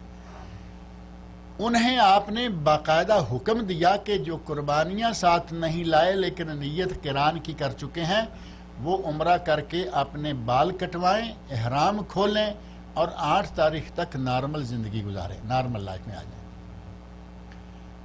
اس سے اہل علم نے یہ نتیجہ اخذ کیا ہے کہ اگر نبی اکرم صلی اللہ علیہ وسلم نے ادا قران کیا ہے تو تمنا کس کی ہے؟ تمتع کی۔ افضل یہ ہے کہ تمتع ادا کریں۔ اور پھر دوسرا یہ کہ جن کے پاس قربانی نہیں تھی آپ نے تمتع کروا دیا، اور جو آدمی ساتھ قربانی نہ لے کے جائے اس کا قران ہوتا ہی نہیں۔ اب قران والے یہاں جو بزد ہوتے ہیں نا، بعض لوگ نہیں ہمیں قران ہی کرنا ہے، تو کہتے ہیں جی ہاں ہمارے پاس بکری ہے، وہ جیب میں سے پرچی نکال کے دکھائیں گے آپ کو، جو بینک والوں سے لی ہے یا کسی. اب کہاں بکری، کہاں جیب، کہاں یہ آپ کا اشارہ، اور کہاں وہ مشقتیں جو بکری ساتھ لے جانے کی. بکری کو یہاں سے پک اپ میں ڈالیں اور لے کے جائیں، وہ قران کریں، سنت ہے، جائز بلا شبہ، لیکن جیب میں بکری نہیں آتی. اسی طرح اس طرح کا قران نہیں ہوتا. آپ سنت کے مطابق عمل کریں. آپ بکری لے جائیں، قران کریں. بکری نہیں ہے تمتع کریں. بکری دینے کی طاقت بھی نہیں ہے یا گنجائش نہیں ہے، افراد کریں. تینوں جائز ہیں، کوئی حرج نہیں. آپ کا عمرہ الحمدللہ مکمل ہوتا ہے، اور اس کے ساتھ ہی آپ اپنے احرام میں حسب نیت احرام میں تبدیلی کریں. اور جب تک 8 تاریخ نہیں آتی آپ مکمل طور پر کوشش کریں کہ حرم میں باجماعت نمازیں ادا کریں. حرم میں باجماعت نمازیں ادا کریں. اسی دوران آپ نے مکہ سے کچھ تحفہ طائف خریدنے ہیں، وہ خرید لیں، لیکن پھر کہاں آپ لیے پھریں گے. بہتر یہ ہے کہ یہ معاملہ آخر پہ چھوڑیں طواف وداع کے ساتھ. اور یہاں سے اب آپ کو 8 تاریخ کو کہاں جانا ہے؟ 8 تاریخ کو مینا پہنچنا ہے. ظہر کی نماز مینا میں جا کے پڑھنا سنت ہے. ظہر کی نماز سنت یہ ہے کہ مینا میں پڑھیں. لیکن اگر کوئی نہیں پہنچ پایا، عصر پڑھ لے، مغرب پڑھ لے، عشاء پڑھ لے، فجر جا کے پڑھ لے، کچھ بھی نہیں ہوا، تو 9 تاریخ کو سیدھا عرفات چلا جائے، اس کا حج ہو جائے گا. اس کا حج ہو جائے گا. نبی صلی اللہ علیہ وسلم کا ایک صحابی مزدلفہ میں پہنچا، فجر کی نماز میں شریک ہوا، سلام پھیرنے کے بعد کہتا ہے یا رسول اللہ میں بنی تیم کے پہاڑوں سے آیا ہوں. بدو اور صحابی عربی ہے، پہاڑی علاقہ بنی تیم سے چلا ہوں، اور مجھے معلوم نہیں کہ عرفات کہاں ہے اور جبل رحمت کہاں ہے، لیکن مجھے یہ معلوم تھا کہ مزدلفہ کے راستے میں وہ پڑتا ہے. میں آتے ہوئے ہر راستے پر تھوڑا تھوڑا بیٹھتا آیا ہوں کہ شاید یہ جبل رحمت اور یہ عرفات، شاید یہ جبل رحمت اور یہ عرفات. میں آتا گیا اور تھوڑا تھوڑا ہر پہاڑ پہ بیٹھتا گیا. آپ نے فرمایا کیا تم نے فجر ہمارے ساتھ یہاں آ کے پڑھ لی ہے؟ کہتے ہیں کہ میں نے فجر آپ کے ساتھ باجماعت پڑھی ہے. آپ نے ارشاد فرمایا تیرا حج ہو گیا، تیرا حج ہو گیا. اب دیکھیں یہ کب کے چلے ہوئے ہیں، اور رات کے وقت بھی یہ تھوڑا تھوڑا بیٹھتے آ رہے ہیں. نبی اکرم صلی اللہ علیہ وسلم فرمایا کہ تمہارا حج ہو گیا، کیونکہ عرفات میں جو آدمی دن کے وقت یا اگلی رات کے وقت بھی کبھی پہنچ جاتا ہے اس کا انشاءاللہ حج ہو جائے گا. لیکن سنت کیا ہے؟ سنت یہ ہے کہ مینا سے آپ نے کب نکلنا ہے؟ فجر کی نماز پڑھ کے سورج طلوع ہونے کے تھوڑا بعد، جیسے سورج طلوع ہو آپ روانہ ہو سکتے. 5 نمازیں مینا میں پڑھیں، سنت ہے، نہ پڑھیں کوئی بات نہیں. اور ان 5 نمازوں کو قصر ادا کرنا سنت ہے، یعنی 2 رکھتے ہیں. فجر کی سنتیں سمیت 4، ظہر کی 2، عصر کی 2، مغرب کی 3، عشاء کی 2، اور اگر وطر پڑھنا چاہیں تو وہ پڑھ سکتے ہیں. ہمارے بعض لوگ بضد ہو جاتے ہیں کہ نہیں جی ہم تو یہاں کیا مشقت ہے، کیا مشکل ہے، کون سے ہم اب سفر میں ہیں، ہمارا سفر ختم ہو چکا، ہم یہاں کتنے عرصے سے پڑے ہیں، ہم تو نمازیں پوری پڑھیں گے. نبی اکرم صلی اللہ علیہ وسلم مدینہ منورہ سے آئے تھے نا، سفر کر کے آئے 450 کلومیٹر، جو آج کی دنیا میں شاید دنیا کا کوئی ملک ایسا نہیں جہاں جانا اتنی مشقت والا سفر ہوگا. آج دنیا کے کسی کونے میں چلے جائیں 8، 10، 12 گھنٹے میں ہوائی جہاز میں آرام آپ جا سکتے ہیں. اس وقت 450 کلومیٹر کا سفر بہت بڑی بات تھی. آپ وہ سارا سفر کر کے آئے اور آپ نے مینا میں قصر نمازیں ادا کی، لیکن جمع نہیں کی. ہم سفر کی نمازوں میں کہتے ہیں کہ آپ قصر پڑھیں اور جمع کریں، ظہر اور عصر اکٹھی کر لیں، مغرب عشاء اکٹھی کر لیں، جائز. لیکن یہاں نہیں، مینا میں آپ کو جمع نہیں کرنی بلکہ ایک ایک نماز الگ الگ پڑھنی ہے. قصر یہ 8 تاریخ والی نمازیں بھی اور 10، 11، 12، 13 والی بھی، وہ ساری نمازیں قصر ہوں گی لیکن جمع نہیں ہوں گی. صبح سورج نکلتے ہی آپ روانہ ہو گئے، بس والوں نے آپ کو آدھی رات کو بس میں بٹھا لیا اور عرفات کی طرف لے چلے، کوئی بات نہیں ہے، جائز ہے. لیکن سنت سے نکل گئے. آپ کے ہاتھ میں تو اب یہ سنت نہیں ہے نا. بسوں کے ڈرائیور، حملے کا مسئول کہتا ہے کہ بسوں میں بیٹھ جاؤ، بعد میں لیٹ ہوئے تو رش میں آ جائیں گے، کہیں ایسا نہ ہو کہ ہم پہنچ ہی نہ پائیں. اور ایسا ہوتا ہے کبھی کبھی ایسی ٹریفک جام ہوتی ہے کہ پیدل والے پہنچ گئے اور بس والے اپنے دروازے پہ کھڑے. ایسے میں وہ اپنی ایک ارینجمنٹ جو ان کی ہوتی ہے اگر نکال لیتے ہیں رات کو 12 بجے 1 بجے 2 بجے کا اعلان عموماً ہوتا ہے کہ ہم 2 بجے نکل جائیں گے. اب 2 بجے والوں کو کبھی کبھی ایسا ہوتا ہے کہ اتنا صاف راستہ مل جاتا ہے کہ وہ فجر کی نماز جا کے وہاں پڑھ لیتے ہیں, اور ہم نے کئی مرتبہ فجر کی نمازیں وہاں پڑھی. ٹھیک ہے, اب سنت ہمارے ہاتھ سے نکل گئی لیکن ہماری مجبوری سے نکل گئی, ہمارے ہاتھ میں نہیں تھی. مسئول حملہ جو ہے وہ جانے, اس کا کام جانے. اس طرح آپ یہاں سے روانہ ہوئے, نبی صلی اللہ علیہ وسلم منا سے نکلے اور منا سے نکل کر وادی نمرہ, وادی ارنا جہاں آج مسجد نمرہ ہے اس سے تھوڑا پہلے وادی نمرہ ہے, وہاں نبی صلی اللہ علیہ وسلم کے لیے خیمہ لگایا گیا تھا. آپ احرام کی حالت میں ہیں نا سارے, کیونکہ 8 تاریخ کا احرام باندھ کے یہاں آئے ہیں. وہاں خیمے میں آپ نے آرام فرمایا اور پھر ظہر کے قریب جا کر آپ آگے ہو گئے جس کا نام وادی ارنا ہے, لیکن آج وہاں مسجد نمرہ ہے, یعنی نام کی تبدیلی ادھر ادھر ہے. وہ جگہ ہے وادی ارنا, وہاں مسجد بنائی گئی, مسجد نمرہ جو مسجد حج ہے جس میں خطبہ ہوتا ہے, جماعت ہوتی ہے. نبی اکرم صلی اللہ علیہ وسلم وہاں پہنچے, جا کے خطبہ ارشاد فرمایا اور خطبے کے بعد آپ نے اذان کہلوائی حضرت بلال رضی اللہ عنہ سے, اور اس کے بعد 2 فرض ظہر کے اقامت کے ساتھ پڑھے, پھر اقامت کہلوائی دوسری اور 2 فرض عصر کے پڑھے. بین الصلاتین جمعاً, یہ آپ ٹیلی ویژن پہ اسکرین پہ دیکھتے ہوں گے ان دنوں میں کہ دونوں نمازیں ادا کی جا رہی ہیں جمعاً و قصراً, جمع کر کے اور قصر کر کے, 2 رکھتے دونوں کی. مولوی وہاں اڑے ہوئے ہوتے ہیں, اپنی پارٹیاں لے کے کھڑے ہوئے ہوتے ہیں کہ نہیں جی ہم تو پوری پڑھیں گے اور اس امام کے ساتھ بھی نہیں پڑھیں گے. امام حج کے ساتھ کہتے ہیں ہم اس کے ساتھ جماعت سے نہیں پڑھیں گے کیونکہ ان کو تو 4 رکعتیں پڑھنی ہیں, اور ظہر کے وقت, عصر کے وقت. اللہ کے نیک بندے, ساری عمر میں 1 مرتبہ اللہ تمہیں توفیق دے رہا ہے, لوگوں کا حج صحیح ہونے دو, سنت پہ عمل ہونے دو. نبی اکرم صلی اللہ علیہ وسلم نے 2 رکعتیں پڑھی, تم 4 پڑھاؤ گے. نبی صلی اللہ علیہ وسلم نے ظہر کے وقت ظہر و عصر پڑھی, تم 2 نمازوں کو 2 اوقات میں پڑھاؤ گے. کون سا انعام جیتنا چاہتے ہو؟ باقاعدہ لکھ کر لے کے آتے ہیں, اپنے پمفلٹ لوگوں میں بانٹے ہوئے ہوتے ہیں کہ 5 دن میں تم نے کیا کرنا ہے. ہمارے مفتی حضرات حج کے 5 دن اس نام کا پمفلٹ چھاپ کر سنت کے خلاف یہ سارے طریقے بتاتے ہیں. سنت کے مطابق آپ نے وہاں پہنچنا ہے, خطبہ ہوا, 2 نمازیں ہوئیں, اور نبی صلی اللہ علیہ وسلم کا ارشاد ہے الحج و عرفہ, حج تو میدان عرفات میں پہنچنے کا ہی نام ہے. جو میدان عرفات میں پہنچ گیا انشاءاللہ اس کا حج ہو گیا. اور طواف وداع جو ہے وہ فرض ہے, طواف وداع فرض ہے, لیکن حج کو آپ نے عرفات کے ساتھ منسلک کر دیا, الحج و عرفہ. اور یہ بہت ہی مبارک دن ہے. اس دن میں اللہ رب العزت اتنے لوگوں کو معاف کرتا ہے کہ اتنے لوگوں کو سال کے باقی کسی دن میں معاف نہیں کرتا.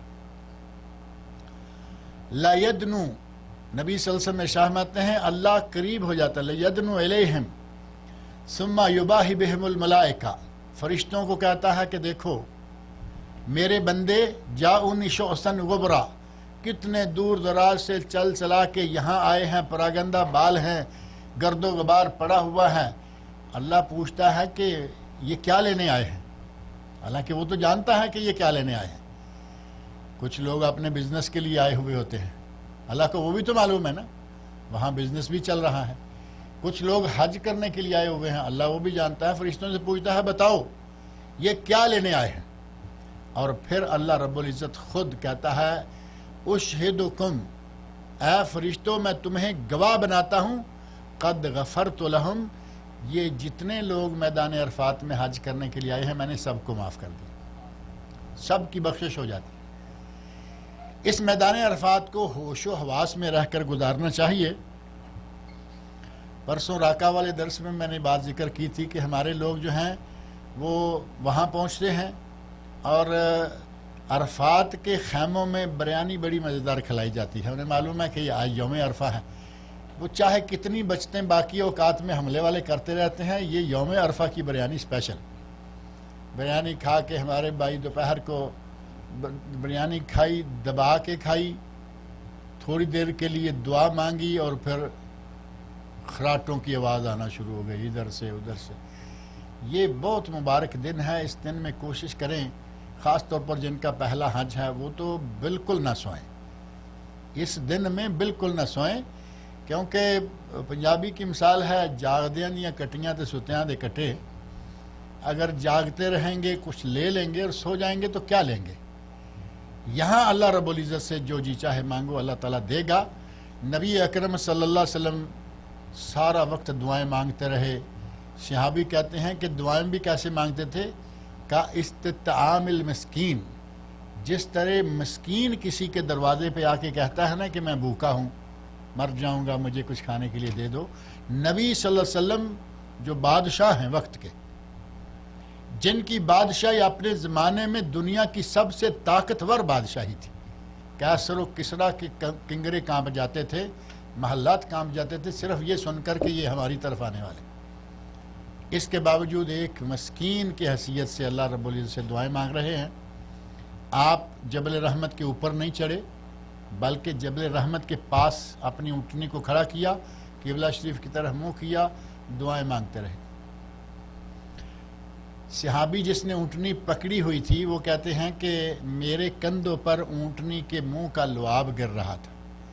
اب اسے یہ بھی ثابت ہوا کہ جانور کے منہ کا جو حلال جانور ہے اس کے منہ کا لعاب پاک ہوتا ہے، ورنہ احرام کی حالت میں آپ اسے کہتے ہیں کہ پیچھے ہٹ جاؤ. وہ کہتے ہیں کہ اونٹنی کا لعاب میرے کندھوں پر، اور وہ اونٹنی بھی خوش نصیب اونٹنی جس پہ نبی صلی اللہ علیہ وسلم نے حج کیا ہے. آپ اونٹنی پر بیٹھے دعا مانگتے رہے، ذکر و دعا میں اتنے مشغول رہے کہ لوگوں نے سمجھا کہ شاید آپ روزہ رکھے ہوئے. ہماری طرح بریانیاں نہیں اڑتی تھیں اس وقت. آپ کو روزے دار سمجھا گیا کہ اتنا آپ کھانے پینے سے بے نیاز ہیں، دعا میں ذکر میں مشغول ہیں.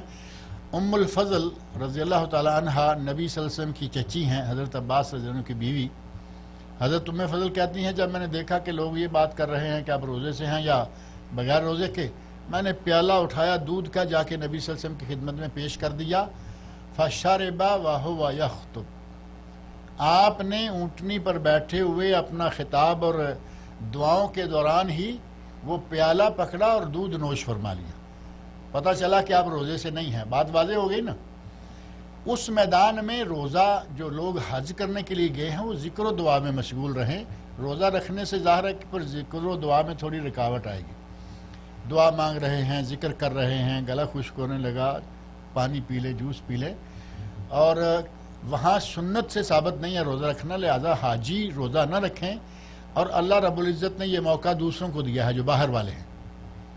حاجی آدمی ساری عمر کے گناہ بخشوا کے آتا ہے، اور جو آدمی وہاں میدان میں موجود ہیں، میدان عرفات میں، وہ تو ساری عمر کے گناہ بخشوا گئے جو وہاں نہیں پہنچ پائے. نبی اکرم صلی اللہ علیہ وسلم ارشاد فرماتے ہیں صوم یوم عرفہ یکفر السنتین ماضیہ والآتیہ. یوم عرفہ کا ایک دن کا روزہ 2 سال کے گناہوں کو ختم کر دیتا ہے. یہ جو لوگ حج پہ نہیں ہوں گے ان کو اپنے گھروں میں روزہ رکھنا چاہیے. ایک مسئلہ آ جاتا ہے، ٹائم تھوڑا بڑھ رہا ہے، ایک مسئلہ آ جاتا ہے کہ یوم عرفہ کون سا دن ہے. آج کل پاکستان انڈیا میں، پاکستان میں تو شاید نہیں ہے لیکن انڈیا میں، اور ان کی دیکھا دیکھی کچھ لوگ باہر کے ملکوں میں، یہ تانگے کی سواری اتنے ہی لوگ ہیں، زیادہ نہیں. علماء جو ہیں اس میں اتنے ہی ہیں. وہ کہتے ہیں کہ ساری دنیا میں ایک دن عید ہونی چاہیے، ایک دن روزہ شروع ہونا چاہیے، ایک دن ہی یوم عرفہ ہونا چاہیے، ایک دن ہی یہ ہونا چاہیے، یعنی ساری چیزیں چاند ایک دن شمار کی. آپ صرف مجھے یہ بتائیے کیا یہ ممکن ہے؟ دنیا میں کہیں چاند ہے، کہیں سورج ہے، کہیں رات ہے، کہیں دن ہے، کہیں رات ہے، کہیں 12 گھنٹے کا فرق ہے 2 ملکوں کے درمیان. کیا ایک جگہ دوپہر ہے اور دوسری جگہ سورج غروب ہو گیا؟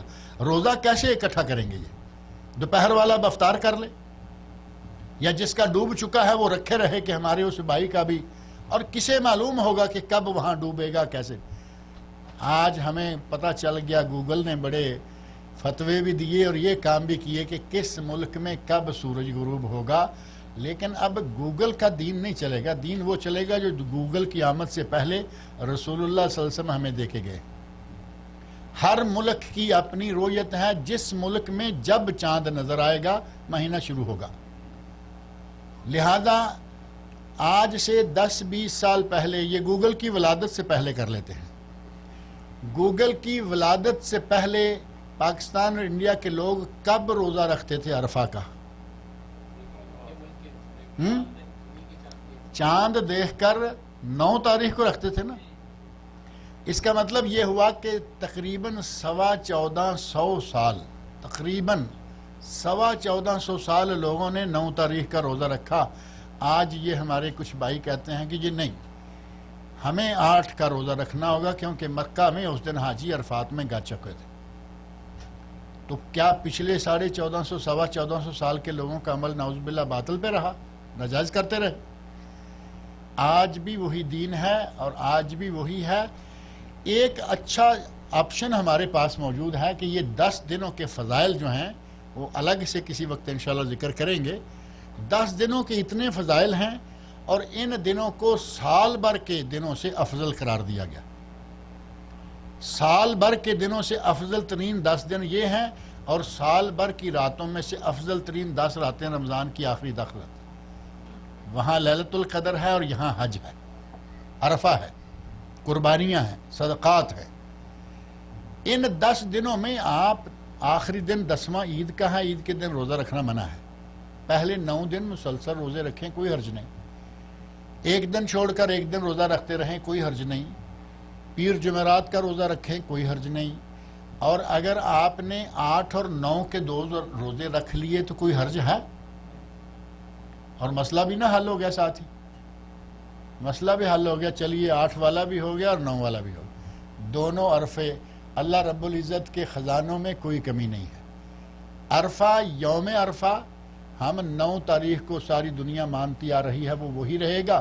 لیکن آج چونکہ گوگل سرکار نے ہمیں یہ بتا گوگل صاحب کہنا چاہیے، گوگل صاحب نے ہمیں یہ بتا دیا کہ آج لوگ عرفات میں جانے والے ہیں، روزہ رکھ لیں، کوئی حرج نہیں. ہندوستان، پاکستان کے مسلمان یا دنیا کے مسلمان جہاں 8 تاریخ ہوگی 8 بھی رکھیں، 9 بھی رکھیں، کوئی بات نہیں. 6 7 5 بھی رکھیں، کوئی حرج ہے؟ اس دن یوم عرفہ کا خاص ذکر جو نبی صلی اللہ علیہ وسلم نے بتایا وہ بڑا مختصر سا چھوٹا سا ہے. نبی صلی اللہ علیہ وسلم میں فرماتے ہیں خیر و دعا و یوم عرفہ، سب سے بہترین دعا وہ ہے جو یوم عرفہ میں مانگی جائے. یعنی اللہ تعالیٰ کو قبول ہونے کے اعتبار سے بہترین دعا یوم عرفہ کی دعا. اور یوم عرفہ کو خیر ما قلت انا والنبیون من قبلی، میں نے اور مجھ سے پہلے نبیوں نے جو سب سے بہترین دعا مانگی وہ کیا ہے؟ لا الہ الا اللہ وحدہ لا شریک لہ لہ الملک ولہ الحمد وہو علی کل شیء قدیر. یہ کلمات تو یاد ہوں گے نا آجیوں کو سب کو. یہ کلمات ہیں جو اس دن سب سے بہترین دعا شمار ہوتی. یہ دعا مانگیں، اور بھی جو کوئی دعائیں آتی ہیں وہ بھی مانگیں. اور میرا خیال ہے کہ اگلا حصہ اگلے پہ ڈال دیتے ہیں. یہاں سے مغرب تک آپ نے رک کر مغرب کی اذان ہوگی، پھر ہم مزدلفہ کی طرف روانہ ہوتے ہیں. اور یہاں عرفہ کے دن کوشش کریں، قریب ہیں تو باجماعت نماز ادا کریں. اور جن لوگوں کے دلوں میں نفرت ہے، دلوں میں حقد ہے، دلوں میں بغض ہے امام حج کے خلاف، وہ جانیں اور ان کا کام جانیں. ہم تو نفرت نہیں کرتے، بغض نہیں رکھتے، وہ امام حج ہیں، ان کے ساتھ باجماعت نماز ادا کرنا شرف ہے. مسجد نمرہ میں آپ پہنچ جائیں، خوش نصیبی ہے. اور کتنے لوگ آ سکتے ہیں اس میں؟ ظاہر ہے کہ جو جلدی پہنچ جائیں گے وہی پہنچ سکتے ہیں. وہاں جائیں، ایئر کنڈیشن میں رہیں، خطبہ سنیں، باجماعت نمازیں پڑھیں اور دل سے زہر نکال دیں تو اچھا ہے. اور اگر کسی نے رکھا ہوا ہے تو وہ جانے اور اس کا کام جانے. کئی لوگوں کو صرف اتنا ہی غصہ ہوتا ہے کہ یہ وہابی ہیں، اور کوئی تکلیف نہیں. ابھی شیخ سدیس نے کسی کا کیا بگاڑا ہے؟ شیخ عبدالعزیز جو 30 سال مسلسل خطبہ حج دیتے آ رہے تھے، پچھلے سال انہوں نے چھوڑا بیماری کی وجہ سے. اس سال ہو سکتا پھر وہ ہوں، اللہ ان کو صحت دے. تو انہوں نے کسی کا کچھ بگاڑا ہے؟ صرف ایک ہی کہ ہمارے لوگوں نے بتا رکھا ہے کہ یہ سارے وہابی ہوتے، بس ہم اس کے ساتھ جماعت سے نماز نہیں پڑھیں گے. یہ کریں، باجماعت نمازیں ادا کریں. دور ہیں اپنے ٹنٹ میں باجماعت، جمع اور قصر. مغرب تک یہاں رہیں گے. مغرب کی اذان ہونے کے بعد یہاں سے مزدلفہ کی طرف روانگی ہوتی ہے، جو انشاءاللہ اگلے جمعہ کو آپ کے سامنے پورا مکمل حج کریں گے، اور ساتھ ہی مدینہ منورہ کی زیارت کے مسائل جو ہیں وہ بھی ذکر کریں گے. اللہ تعالیٰ مجھے اور آپ سب لوگوں کو سنت کے مطابق حج کرنے کی توفیق عطا فرمائے. جن لوگوں کے پاس میرا کارڈ نہ ہو وہ کارڈ لیتے جائیں، تاکہ آپ درس کے علاوہ بھی کسی وقت بات پوچھنا چاہیں تو پوچھ سکیں. اور جن کے پاس ہے وہ ریزرو نہ لیں، کسی اور کو دینے کے لیے بعض دفعہ لے لیتے ہیں کہ دے دیں گے. یہاں جو موجود ہیں وہ لیتے جائیں. اب یہ سوالات ہیں آپ کے، کہاں گئے ہیں؟ جی، جو لوگ بچوں کے ساتھ میقات پہ جائیں گے اور بچوں کا حج کروانا چاہتے ہیں تو کروائیں، اور بڑا ثواب ہے. اگر آپ قربانی بچانا چاہتے ہیں تو اس کا آپشن الگ سے ہے. آپ اپنا تمتع کریں، بچوں کا افراد کرا دیں، کیونکہ وہ بچے ہیں، وہ تھوڑا ٹائم زیادہ احرام کی حالت. انہوں نے نہ تو چادریں خراب کرنی ہے. ایک بچہ پیمپر میں ہے، اس پہ کیا پابندی آپ لگا سکتے ہیں؟ کوئی پابندی نہیں لگے گی. اس کا افراد کرا لیں. ایک بچہ چلتا پھرتا ہے لیکن چھوٹا ہے، احرام نہیں سنبھال سکتا، پینٹ شرٹ میں اس کا احرام ہے، لیکن اس کو بھی افراد کی نیت. بچوں کا حج کرائیں. وہ بیچارے اتنی دھوپ میں اتنی گرمی میں آپ کے ساتھ رہیں گے اور آپ اس کی نیت. کئی لوگ یہاں سے اٹھا کے جدہ میں ڈال دیتے ہیں. جدہ میں رشتہ دار ہیں بچوں کو وہاں. خوش نصیب ہیں وہ بچے جو بچپن میں حج کر لیتے ہیں. حضرت ابوبکر صدیق رضی اللہ عنہ نے اور کئی دیگر صحابہ نے بچپن میں حج کیا، اور حضرت ابوبکر صدیق نے اپنے ایک بچے کو گود میں اٹھا کر چیتھڑے میں لپیٹ کر، یعنی احرام کے نام سے چھوٹا سا کپڑا لپیٹا، اور شیر خوار بچہ ہے اس کو حج کروایا، عمرہ کروایا، طواف کروایا. لہذا بچوں کو حج کرانا چاہیے. ان کی سعادت ہوتی ہے کہ بچہ جیسے آنکھیں کھولتا ہے وہ فوٹو دیکھے گا نا بیت اللہ کی تو کہے گا کہ میں نے حج کیا ہوا ہے. یاد آتا ہے، اس کی مستقبل پہ کافی اس بات کا اثر پڑتا ہے.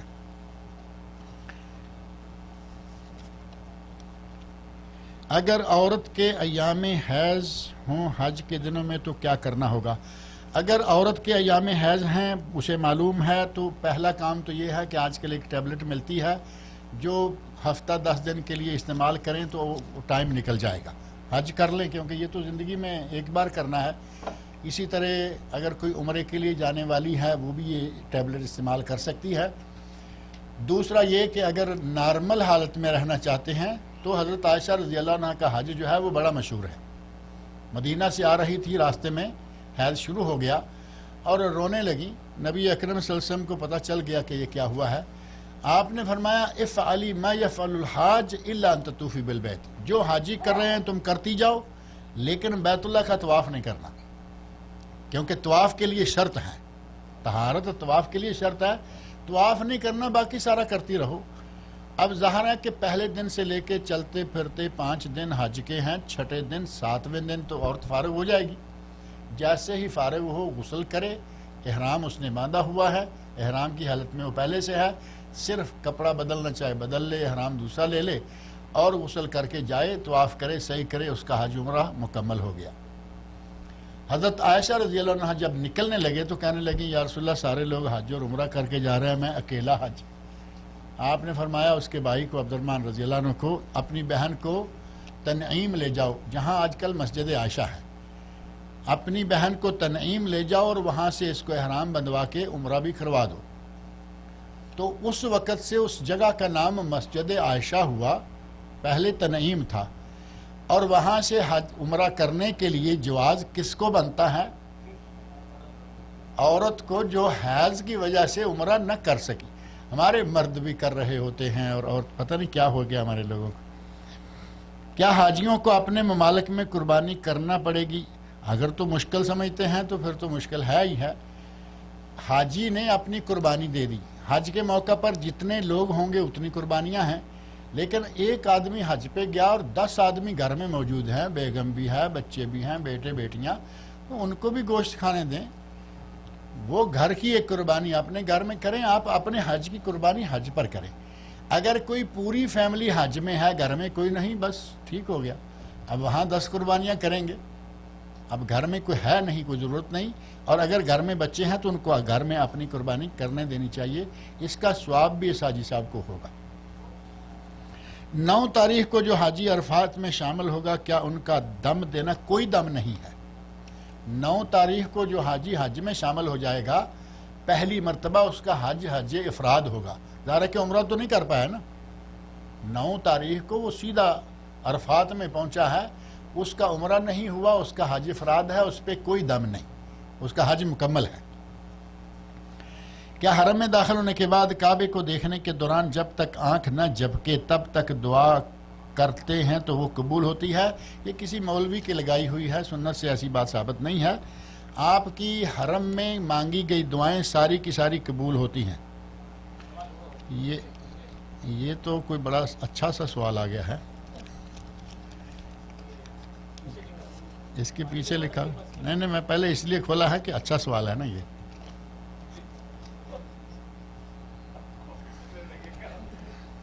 یہ لکھا ہے کہ پانی جو ہے، یہ رقم پانی کی بوتل اچھا کے پاس ملی ہے، یہ 50 ریال کسی کے ملے ہیں، وہ جن کے ہوں گے وہ لے لیں، یہ ڈاکٹر صاحب کو دیتے ہیں، جن کے ہیں ان کو دیتے ہیں۔ کسی کی جیب سے گرے ہیں نکالتے ہوئے پتہ چل جاتا ہے، وہ پیسے والے مل گئے ہیں۔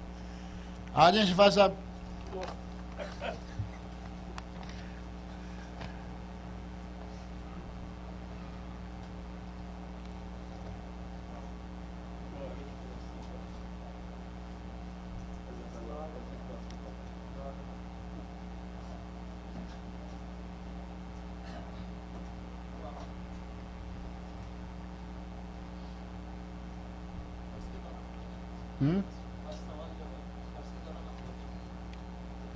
یہ والا یہی ہے حجت متوں کے بارے میں ہی۔ کین لیڈیز ویئر کیپ پر ہے؟ یہ ایک سوال پہلا جس کی جواب تو آپ نے سن لیا ہے۔ دوسرا یہ ہے کہ کچھ عورتیں کیا آج کل بہت ساری عورتیں اپنا احرام سپیشل بنواتی ہیں، بنا ہوا مل رہا ہے دکانوں میں، ایک لیڈیز کے لیے احرام آ گیا۔ عورتوں کی ڈیمانڈ پر ظاہر ہے یہ آیا ہوگا، وہ کہتی ہوں گی کہ یہ مرد لوگ کیا اس دن سپیشل سفید رنگ کی چادریں پہن کے نکلتے ہیں اور ہمیں کہتے ہیں جی وہی پہنو۔ تو انہوں نے برقع لینے کی بجائے، جو عبایا ہے، عبایا لینے کی بجائے کپڑا ہی ایسا آہستہ آہستہ بنوا لیا ہے مارکیٹ سے کہ وہ پورے کا پورا ایک سپیشل احرام بن گیا ہے، اور اس احرام میں منہ ننگا ہوتا ہے۔ یہ تو غیر شرعی کام ہے اس احرام میں ہی۔ دوسرا، اس احرام کی ساخت غیر شرعی ہے، نبی صلی اللہ علیہ وسلم نے اس احرام کا نہیں کہا۔ عورت کا ہر روز مرہ کے استعمال کا کپڑا ہی اس کا احرام ہے۔ شرط یہ ہے کہ کپڑا ساتر ہو، یعنی موٹا ہو کہ اندر سے جسم کا رنگ نظر نہ آئے، اور ڈھیلا ڈالا ہو، ایسا نہ ہو کہ ساری عورت کے چلتے پتہ چل رہا ہو کہ یہ موٹی ہے یا پتلی ہے یا کیا ہے، یہ شرط ہوتی ہے۔ اب عورتوں نے ایک کام تو یہ کیا کہ اپنا احرام سپیشل کیا، دوسرا کام یہ کرتی ہیں کہ ایک پی کیپ ہوتی ہے، وہ ایسے سر کے آگے ایک تھوڑا سا سٹینڈ لگا ہوا ہوتا ہے، یہ ہوتی تو ہے اصل میں وہ سن شیڈ میرا خیال ہے سورج سے بچانے کے لیے۔ تو خواتین نے اس کا استعمال نئے طریقے شروع کر دیا کہ وہ پی کا پہن کر اوپر سے کپڑا گراتی ہیں تاکہ تھوڑا دور سے ہٹ کے رہے۔ کہتی ہیں جی کپڑا یہاں نہیں لگنا چاہیے، وہ نقاب کرتی ہیں لیکن دور رکھ کے۔ نبی صلی اللہ علیہ وسلم سے قطعاً ایسی کوئی بات ثابت نہیں ہے کہ نقاب چہرے کو لگے گا اور اس سے یہ ہوگا اور وہ ہوگا۔ یہ تو بلا وجہ کا ایک اعلان ہے کہ میری طرف غور کرو، میں بھی کچھ پہنے ہوئے ہوں۔ اللہ تعالیٰ سے ڈرے، ایک چیز سنت سے ثابت نہیں ہے اس کو کیوں آپ بلا وجہ ایک اشتہار کی شکل بنا رہی ہیں؟ آپ اگر بالفرض یہی ہو کہ وہ اس لیے پی کا پہنی ہے کہ نہ لگے، آپ کو راستے میں چلتے ہوئے چاہے آپ نے بالکل قریب باتھ روم سے ٹینٹ سے نکل کے باتھ روم تک جانا ہو، ہوا چل رہی ہو، کیا خیال ہے سامنے سے ہوا آئے گی تو پی کیپ روک کے رکھے گی کپڑوں کو کہ چہرے پہ نہیں لگنا، چہرے پہ ادھر لگ جائے گا ادھر لگ جائے گا تھوڑی پہ لگ جائے گا، یہ بلا وجہ کا تکلف ہے، اس پی کیپ کی کوئی ضرورت نہیں ہوتی۔